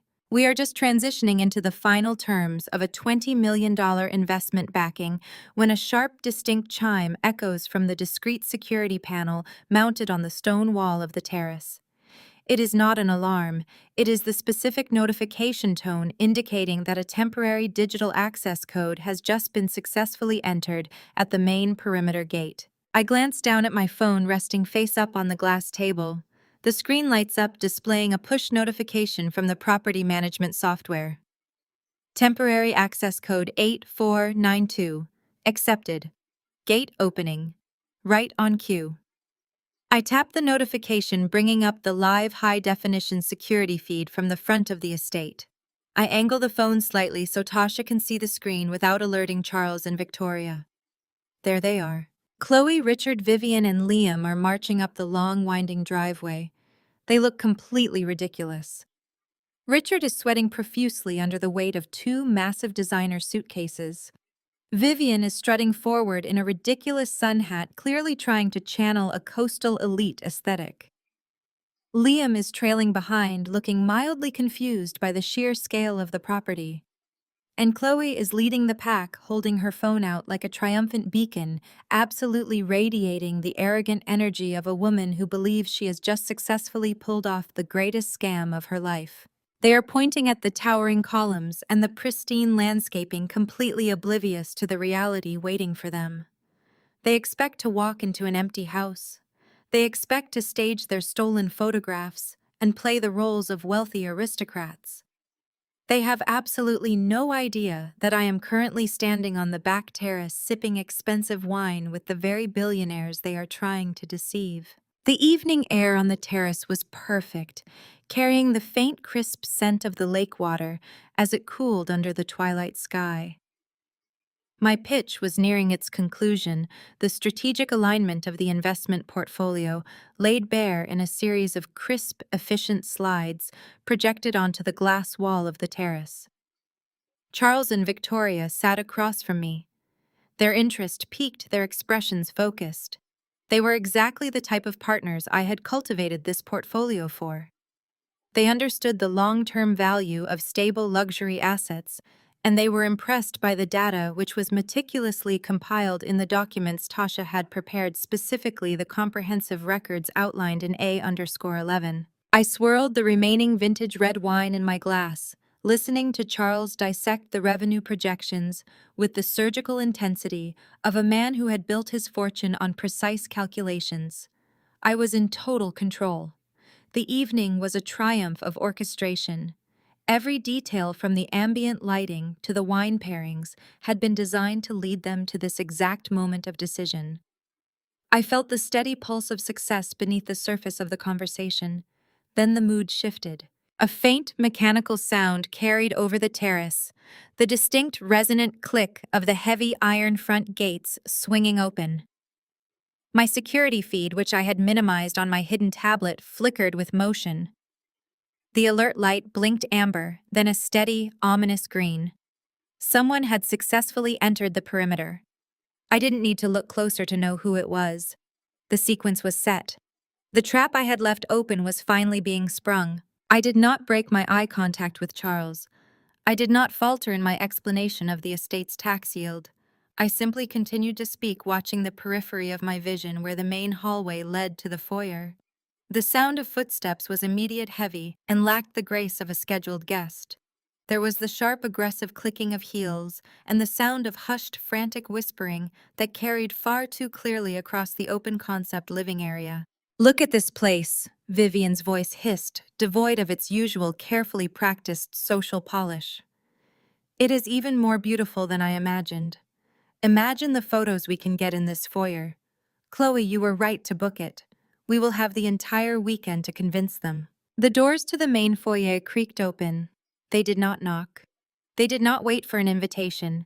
They burst in with the entitlement of people who believed they owned the ground they walked on. I heard the scuff of suitcases being dragged across the imported marble, the harsh sound of fabric and heavy hardware scraping against the stone. I paused, setting my glass down on the terrace table with a deliberate, audible click.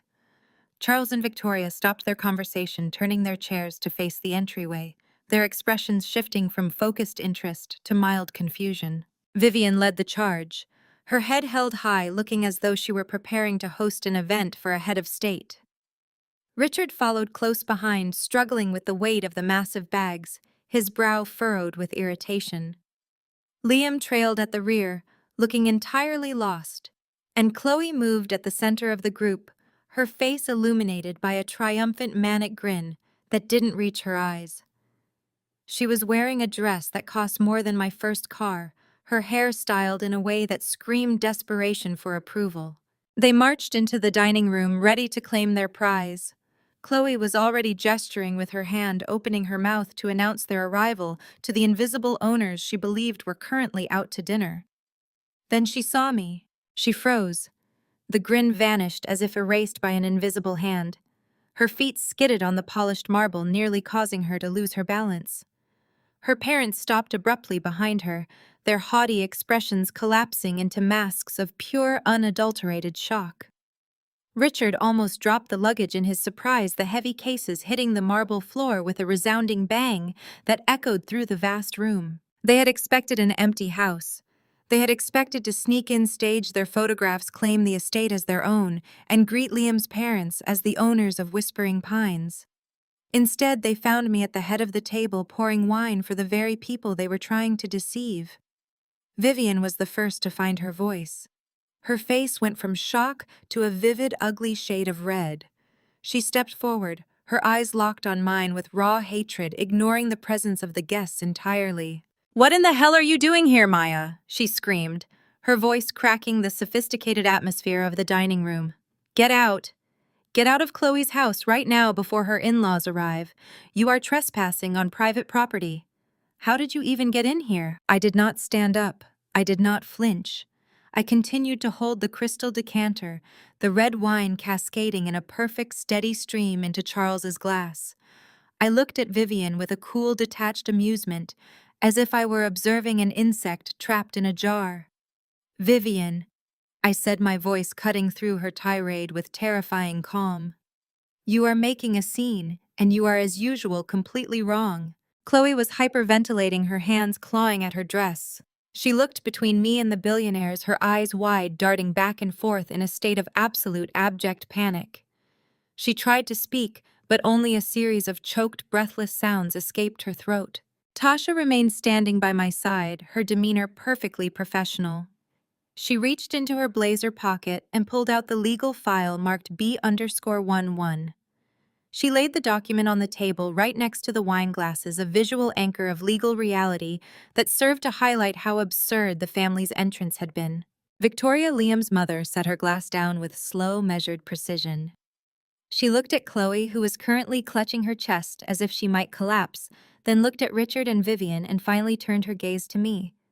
She was a woman of immense power and experience. She was not easily rattled, but the absurdity of the scene before her was clearly testing her composure. She looked at the hyperventilating, mud-streaked and frantic Chloe, then pointed a perfectly manicured finger toward her. "Chloe's house." Victoria repeated, her voice deceptively soft, yet cutting through the room with the force of a command. "Maya, do you know this woman?" I smiled, a slow, predatory expression that didn't reach my eyes. I looked at Victoria and Charles, then slowly shifted my gaze to my sister. "Yes, Victoria, I know her," I said. "This is Chloe. She is my sister." The revelation seemed to knock the air out of the room. Richard looked as if he might faint, his hands trembling where they hung at his sides. Vivian went completely rigid, her eyes wide and staring, the color draining from her cheeks until she looked ghostly. "And the woman in the psychiatric facility?" Charles asked, his voice low and dangerous as he turned to look at Chloe. "The woman you told us was your sister, who we were told was suffering from severe mental instability." Victoria looked back at me, her brow furrowed in genuine confusion. She gestured to the dining room, the wine, the high-end presentation, and then to me. "You are the CEO of this company, Maya. You are the one hosting us tonight." Are you telling us that this young woman who we were told was your family is the one who claimed you were institutionalized? The question hung in the air, vibrating with the weight of the deception. I didn't answer immediately. I took the time to observe their reactions. Chloe was shaking uncontrollably, now her face pale, the mask of the wealthy heiress completely destroyed. She looked less like a socialite and more like a thief caught in the act. I opened the folder labeled C_11. I knew what was in it. It contained the proof of my ownership, the proof of my business success, and the legal documentation of my relationship to these people. A relationship that was now clearly and irrevocably shattered.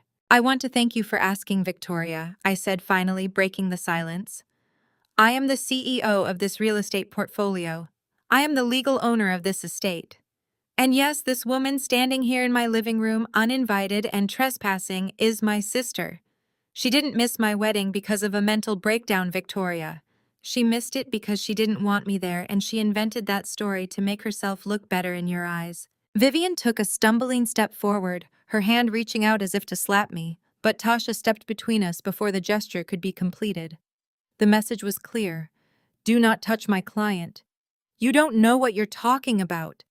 Vivian shrieked at the investors, her desperation palpable.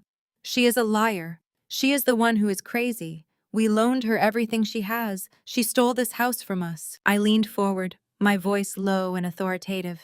I paid back every cent of your loan years ago, Vivian. And I bought this house with the proceeds of my own business, which I built with zero help from you. I looked at Charles and Victoria, who were watching this unfolding drama with expressions of growing disgust. They were people of integrity, people who valued business acumen and honesty above all else.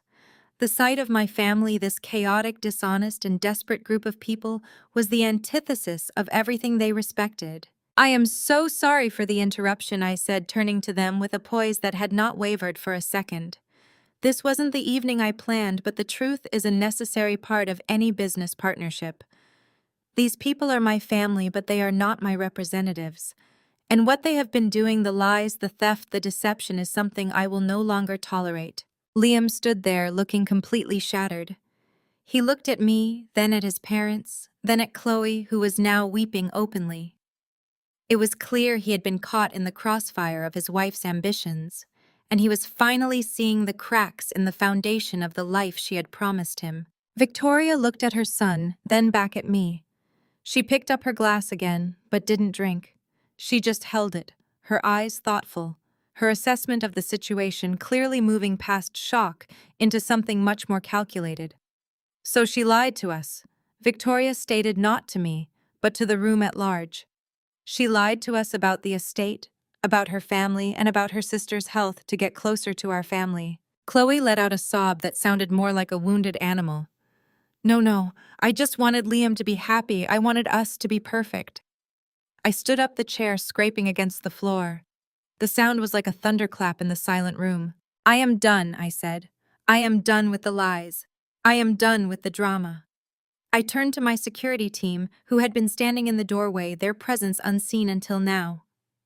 Please escort these people off my property, all of them, and do not let them return. If they set foot on this ground again, I will have them arrested for trespassing and fraud. My parents looked at me with a mix of fury and fear, realizing that the game they had played for years was finally over. The power they thought they had over me had been based on fear and obligation, two things I no longer possessed. As the guards moved in to usher them out, I didn't look back. I turned to Charles and Victoria. If you are still interested in discussing the investment, we can move to the library. We have much more to cover, and I think you'll find the rest of the presentation even more revealing than the first half. Charles looked at me, then at the door where my family was being removed, then back at me. A slow smile spread across his face, the smile of a man who appreciated someone who knew how to handle a crisis. Lead the way, Maya, he said. I think we have a lot to discuss. As we walked away from the scene of the collapse, I knew I had won. I had not just protected my assets, I had purged the parasites from my life. And as we stepped into the library, the quiet sanctuary of my estate, I felt a sense of absolute, unshakable power. The life I had built was mine, and no one, not my parents, not my sister, could ever take that from me again. I do not raise my voice. I do not match the frantic, chaotic energy vibrating off my mother and sister. I do not allow their desperation to infect the carefully cultivated atmosphere of my dining room. Instead, I lean back slightly in my chair, resting my hands flat against the polished glass of the table. I look directly at the billionaire couple sitting across from me, and I offer them a perfectly composed, warm smile. Victoria, Charles, allow me to introduce my sister Chloe. I say, my voice carrying a smooth, conversational cadence that slices through the heavy tension in the room. She is the exact same woman who excluded me from her wedding ceremony because my natural hair and my self-made career did not fit into her highly curated social aesthetic. She realized that my presence would disrupt the completely fabricated narrative she was selling to your son, so she simply erased me. And to answer your question, Victoria, I am absolutely not suffering from a mental breakdown. The psychiatric facility story was just a convenient lie Chloe invented to explain my absence to your family while she attempted to pass herself off as generational wealth. The silence that follows my introduction is absolute and utterly suffocating. The only sound in the massive room is the heavy, sharp thud of a designer leather weekend bag hitting the imported marble floor. Liam has dropped his luggage. He stands frozen in the archway, his arms hanging limply at his sides.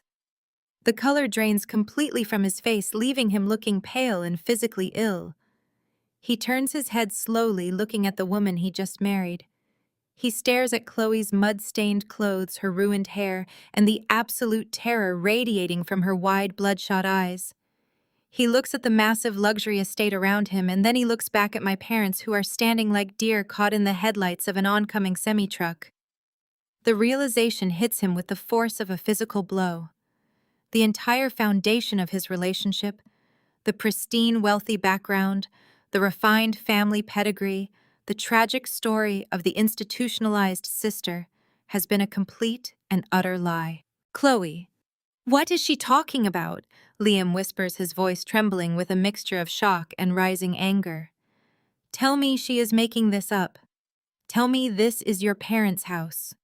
Chloe opens her mouth, but her vocal cords completely fail her. She lets out a pathetic whimpering sound, taking a small, unsteady step backward. She looks wildly around the room, searching for an escape route that does not exist. Vivian realizes that the carefully constructed facade is collapsing into dust, and her survival instincts kick in. She steps forward aggressively, inserting herself between Liam and Chloe, attempting to physically block his view of his unraveling bride.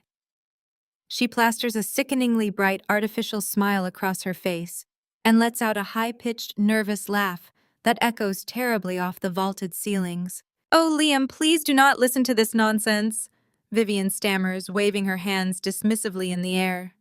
"This is all just a silly family misunderstanding. Maya has always had a terrible flair for the dramatic. She is just acting out because she is jealous of her sister's happiness. You know how sibling rivalry can be. We can just take our bags upstairs to the master suite and talk about this over dinner. Everything is perfectly fine." Vivian actually reaches out, attempting to place her hand on Victoria's shoulder to establish some kind of maternal camaraderie. Victoria steps back instantly, her posture going entirely rigid, her eyes flashing with absolute disdain. The billionaire matriarch looks at my mother as if she has just scraped her off the bottom of her shoe. "Do not touch me," Victoria states, her voice dropping to a freezing Arctic register. "And do not insult my intelligence by attempting to gaslight us in the middle of this woman's home." Vivian physically recoils, her hand dropping to her side as the rebuke lands. Richard moves forward, trying to grip Liam's arm, pulling him toward the hallway. Liam shrugs him off violently, stepping away from the men who he now realizes have been actively conspiring to deceive him. I do not give them a single second to recover. I turn my head slightly and give Tasha a sharp, subtle nod. My attorney does not need further instruction. She pushes her chair back, standing up with the sleek silver tablet already in her hand. Her heels click rhythmically against the marble floor as she walks around the length of the dining table, bypassing my completely paralyzed parents and stepping directly in front of Liam. She holds the tablet out toward him, offering it with a polite professional smile. Liam stares at the device for a moment before slowly reaching out and taking it from her hands. His eyes drop to the brightly lit screen. He frowns, his brow furrowing in deep confusion as he scrolls through the digital document displayed before him. Maya, why are you showing me a rental booking confirmation under the name Jane Doe? Liam asks, his voice echoing in the silent room. Why does this invoice list this exact property address for this specific weekend? Because Liam, your new wife, is exceptionally persistent, I reply, folding my arms and watching him process the information. She realized yesterday that you and your parents were expecting to be hosted at a multi-million-dollar waterfront estate. Since she does not own one, and my parents are currently drowning in suburban debt, she decided to steal one. She stole an old physical key from an apartment I rented a decade ago, assuming it would grant her access to this house. She drove up here early this morning with boxes of your wedding photos and monogrammed towels, fully intending to stage this property and pretend she owned it. Liam looks up from his tablet, staring at me in pure horror. He looks at Chloe, who is now openly weeping, her hands covering her face. She tried to break in. I continue, my voice steady and unforgiving. When she realized the estate operates on a military-grade biometric security system, she picked up a heavy river rock and attempted to smash through the reinforced glass on my back patio. She triggered a Tier 1 security lockdown.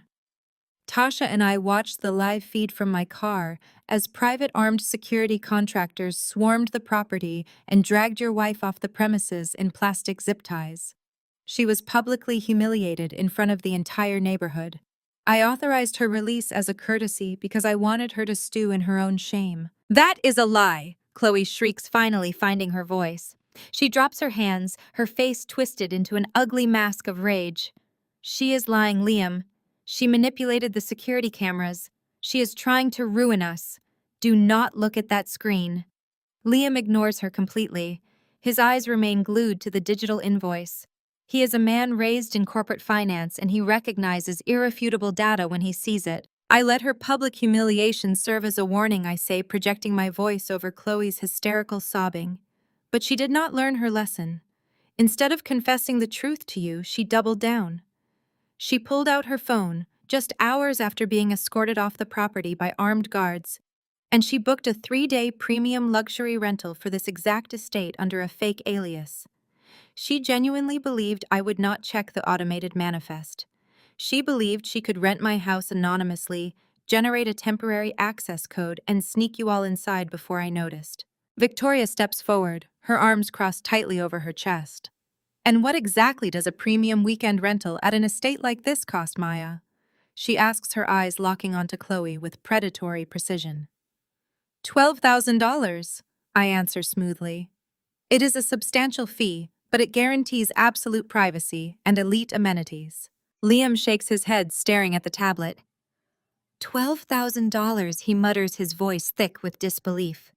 Chloe does not have $12,000. Her bank accounts were completely overdrawn before the wedding. She told me she spent her entire savings on the bridal party gifts. How could she possibly afford a transaction of this magnitude? She could not, I state, dropping the final devastating piece of the puzzle directly into the center of the room. I want you to look very closely at the payment verification section at the bottom of that invoice, Liam. Look at the billing details for Jane Doe. Liam scrolls down to the bottom of the screen. His eyes scan the financial clearance data. I watch his face closely, observing the exact micro-expression where his confusion morphs into absolute violent realization. The blood completely drains from his face, leaving him ashen. His hands begin to shake violently. I memorize the last 4 digits of every corporate transaction that clears my merchant portal. I say, my voice dropping to a quiet, lethal whisper. The payment was pushed through on a high-limit black corporate credit card. The last 4 digits are 8492. Does that number sound familiar to you, Liam? Liam does not answer me. He drops the tablet onto the dining table. He frantically reaches inside the breast pocket of his tailored suit jacket, pulling out a sleek leather wallet. He flips it open, his fingers digging through the tightly packed card slots. He pulls out his personal cards, his identification, his cash. He searches the hidden compartments, flipping the leather folds with increasing desperation. The card is gone. Liam looks up, his chest heaving, his eyes burning with a mixture of betrayal and absolute fury. He stares directly at his new wife. "You stole my corporate card?" Liam whispers, his voice cracking under the weight of the revelation. "You went into my briefcase while I was sleeping, and you stole the emergency expense card registered to my father's holding company. You committed federal wire fraud against my family to rent a house from your own sister to maintain a fake billionaire lifestyle." Chloe drops to her knees on the marble floor. The sound of her sobbing fills the grand dining room, a pathetic, hollow noise that generates absolutely zero sympathy from anyone present. She reaches out, grasping at the hem of Liam's trousers. "I had to," Chloe wails, her makeup running down her face in dark, muddy streaks. "I had to pay for the rental. If your parents found out I was poor, they would have made you leave me. I did it for us, Liam. I did it to protect our marriage." Family protects family. Charles has seen enough. The billionaire patriarch pushes his chair back and rises slowly from the table. He does not yell, he does not lose his temper or engage in the chaotic emotional warfare vibrating off my parents. He radiates the cold, terrifying authority of a man who destroys entire corporations before his morning coffee. He buttons his navy blazer, adjusting his cuffs with meticulous precision. He steps around the table, walking directly up to Richard and Vivian, who are huddled together in the archway, looking entirely defeated. Charles looks down at them, his expression a mask of pure, unadulterated disgust. His voice echoes through the grand hall, carrying the undeniable weight of finality. "You raised a fraud and a thief," Charles states, looking Richard dead in the eyes. "You sat in my home and drank my wine while actively conspiring to deceive my son. You allowed this absurd theatrical scam to continue, knowing your daughter was committing a federal financial crime against my company." Richard opens his mouth, raising his hands in a desperate pleading gesture, but Charles cuts him off instantly. "Do not speak." Charles commands, his tone slicing through the air like a razor. "You will pack your pathetic luggage and you will walk out of this woman's home immediately. My legal team will be contacting you in the morning to draft the annulment papers. If you or your daughter attempt to contact my son or contest the dissolution of this fraudulent marriage, I will personally ensure that your entire family faces maximum prosecution for wire fraud and identity theft. I will bury you so deeply in legal debt you will not be able to afford the clothes on your backs." Charles turns to Liam, placing a firm, supportive hand on his son's shoulder. "Grab your bag, Liam. We are leaving." Liam nods silently. He does not look at Chloe. He does not offer her a single glance of pity or hesitation. He picks up his leather weekend bag, stepping carefully around his weeping wife, as if she is nothing more than a piece of discarded trash on the marble floor. Victoria follows them, stopping briefly at the head of the table. She looks at me, her expression shifting from absolute fury to genuine, profound respect. "Maya," Victoria says, her voice softening into a tone of professional camaraderie. "I apologize for the disruption to our evening. Your handling of this security breach was exemplary. Charles and I will be staying at the St. Regis tonight. Please expect a call from our office on Monday morning. We are incredibly eager to finalize our investment in your portfolio. You are exactly the kind of ruthless visionary we want managing our capital." I offer her a polite, professional nod. "I look forward to it, Victoria. Have a safe drive back to the city." The billionaires exit through the front doors, their footsteps fading into the quiet evening air. The heavy mahogany doors click shut behind them, sealing their departure. The silence in the dining room returns, broken only by the sound of Chloe sobbing on the floor. I look at my parents and my sister, who are still trespassing on my multi-million-dollar property. I pick up my wine glass, taking a slow, deliberate sip of the vintage red. "I believe you heard the man," I say, my voice echoing cleanly through the grand space. "Pack your pathetic luggage and get out of my house." Chloe does not stay on the floor. The survival instinct of a lifelong manipulator kicks in, completely overriding whatever shred of dignity she has left. She scrambles upward, her mud-stained knees slipping against the polished Italian marble. She lunges toward Liam, throwing her arms around his waist and pressing her tear-streaked face against his expensive suit jacket. "Liam, please, you have to listen to me," she begs, her voice cracking into a shrill, hysterical pitch. Maya is lying. She has always been jealous of me. She has spent our entire lives trying to destroy my happiness, because she is miserable and alone. My parents can tell you the truth. She is manipulating the security footage. She is paying these guards to lie. We just wanted to host you properly. Liam does not offer her a comforting embrace. He does not look down at her with sympathy or confusion. He looks down at her with a level of absolute revulsion, usually reserved for a venomous snake. He grabs her wrists, peeling her hands off his jacket with forceful, deliberate movements. He shoves her backward, causing her to stumble and fall hard against the heavy base of the dining table. "Do not touch me," Liam says, his voice vibrating with a cold, quiet fury. "Do not ever put your hands on me again. You stole from my family. You lied about your own sister being locked in a psychiatric ward to cover up your psychotic insecurities. You are a complete stranger to me." Chloe gasps, clutching her chest as if she has been physically struck. She looks toward Richard and Vivian, silently pleading for them to intervene to fix the situation, the way they have fixed every single mistake she has ever made since childhood. But Richard and Vivian are entirely paralyzed. The threat of federal wire fraud and the absolute ruin promised by Charles has completely neutralized them. They stand in the archway, looking like hollowed-out shells of the arrogant socialites they were pretending to be just 10 minutes ago. Victoria steps forward. She completely ignores the sobbing woman on the floor. She turns her back on my screaming sister, treating her with the exact level of significance one might afford a buzzing gnat. The billionaire matriarch focuses her entire attention on me. The shift in her posture is remarkable. The polite social grace she arrived with has hardened into genuine professional respect. Maya Victoria says, her voice crystal clear and entirely unbothered by the chaotic sobbing echoing behind her. "I must tell you that your prospectus was impressive, but your handling of this specific situation is what truly secures my confidence. You operate with absolute precision.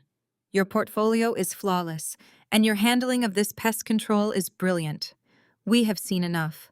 We are wiring the $10 million investment backing to your firm's holding account at 9 o'clock on Monday morning." I maintain my composure, giving her a slow, deeply appreciative nod.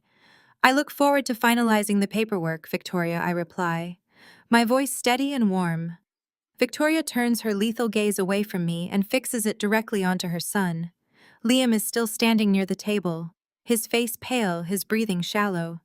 He looks completely broken, but his mother does not offer him a gentle landing. She is a woman who protects her empire above all else. "Liam," Victoria states, her voice devoid of any maternal softness, "your personal trust accounts and your access to the corporate expense ledger are frozen effective immediately. You will not have access to a single dollar of our family capital." Liam's head snaps up, his eyes wide. "Mother, please," he starts to say. Victoria holds up a single, perfectly manicured finger, silencing him instantly. "They will remain frozen until you secure top-tier legal representation and completely divorce this grifter." Victoria continues her tone, leaving absolutely zero room for negotiation. "You brought a liability into our family. You will clean up this mess before you are allowed back into the boardroom. Am I clear?" "Yes, Mother," Liam whispers, looking down at his expensive shoes. I shift my gaze to the doorway where my private security team is waiting in perfect silence. I give the lead guard a single sharp nod. "Please escort these trespassers off my property," I say, my voice ringing with total, absolute authority. "Ensure they take every piece of their luggage with them." The visual contrast in the room becomes instantly deeply cinematic. I stand tall at the head of the massive dining table, illuminated by the warm glow of the custom chandeliers. Charles picks up his crystal wine glass, raising it slightly in my direction, in a silent toast of mutual respect. I raise my own glass, the rich ruby liquid catching the light. We stand in the center of a multi-million-dollar estate, finalizing an 8-figure financial partnership. In the background, the absolute destruction of my family plays out in real time. 2 heavily armed security guards step forward, grabbing Richard by the arms and forcing him to pick up the massive designer suitcases he dragged inside. A third guard points firmly toward the exit, instructing Vivian to move. Vivian's face is completely devoid of color. She stumbles forward, looking around the grand foyer with dead, vacant eyes. She realizes that the luxurious life she was ready to claim has just been violently ripped away from her forever. Chloe does not go quietly. She screams as a female security officer grabs her by the elbow, marching her out of the dining room. She thrashes and kicks her ruined white dress, tearing against the corner of a hallway table. She screams Liam's name, begging him to save her, but Liam does not even look in her direction. Liam turns and walks out the front doors, trailing behind his parents. He climbs into the back of their sleek black town car. The driver shuts the door securely, leaving my parents and my sister standing alone on the expansive concrete driveway. They are stranded. Chloe rode to the estate in Liam's luxury vehicle. Now Liam is gone, and my security guards are actively preventing them from stepping back onto the portico. Whispering Pines is located deep inside an exclusive gated community, miles away from any main road or public transportation. I watch the security feed on my tablet as Richard, humiliated and sweating profusely, is forced to pull out his phone and order a local cab. They stand in the suffocating Atlanta humidity for 45 minutes. The wealthy neighbors who watched Chloe's initial arrest earlier in the day are now standing on their balconies, sipping nightcaps and watching the grand finale. They watch as a bright yellow, battered local taxi pulls up to the multi-million-dollar gates. They watch Richard struggle to shove their massive luxury suitcases into the tiny trunk. They watch Chloe sobbing violently as she climbs into the back seat of the cab, completely stripped of her golden child status. The social execution is absolute. 3 days pass. The weekend transitions into a brisk Tuesday morning. I am sitting in the corner office of my downtown firm, reviewing the final investment contracts sent over by Charles and Victoria's legal team. Tasha walks into my office, shutting the heavy glass door behind her. She is holding her phone, a sharp, deeply satisfied smile playing across her face. "It is done," Tasha announces, dropping into the leather chair across from my desk. I look up from the contracts. "The police report?" I ask. Tasha nods, her eyes gleaming with tactical triumph. "I made a few phone calls this morning. I accidentally forwarded the official incident report from the local precinct to a contact I have on the admissions board of your mother's prestigious country club. The report clearly outlines the attempted break and the property damage, the public detainment in zip ties, and Chloe's frantic claims regarding a non-existent psychiatric hold. It also details the subsequent fraudulent credit card charge." I lean back in my chair, interlacing my fingers. The country club is Vivian's entire universe. It is the only place where she feels superior, where she curates her image as an infallible matriarch of high society. "How long did it take for the board to react?" I ask. "Less than 2 hours. Tasha replies, scrolling through her phone. "The club president called an emergency meeting. Having a member's daughter publicly arrested for trespassing and wire fraud violates their morality clause. They are terrified of the bad press." The fallout hits with the devastating speed of a structural collapse. By Wednesday afternoon, Chloe's high society marriage is completely dismantled. Charles deployed his team of ruthless corporate litigators. They bypassed a standard divorce, entirely filing for an immediate absolute annulment based on extreme financial fraud and identity theft. Chloe has no money to fight them. She is forced to sign the papers, relinquishing any claim to the Thornton family assets. She goes from being a billionaire's wife to an unemployed fraudster, living back in her childhood bedroom in less than 96 hours. On Thursday, the country club officially revokes Vivian and Richard's membership. The board sends a courier to their suburban home, delivering a formal letter of expulsion due to public humiliation and severe moral indiscretion. Vivian is entirely exiled from her social circles. The women she spent years gossiping with now refuse to answer her phone calls.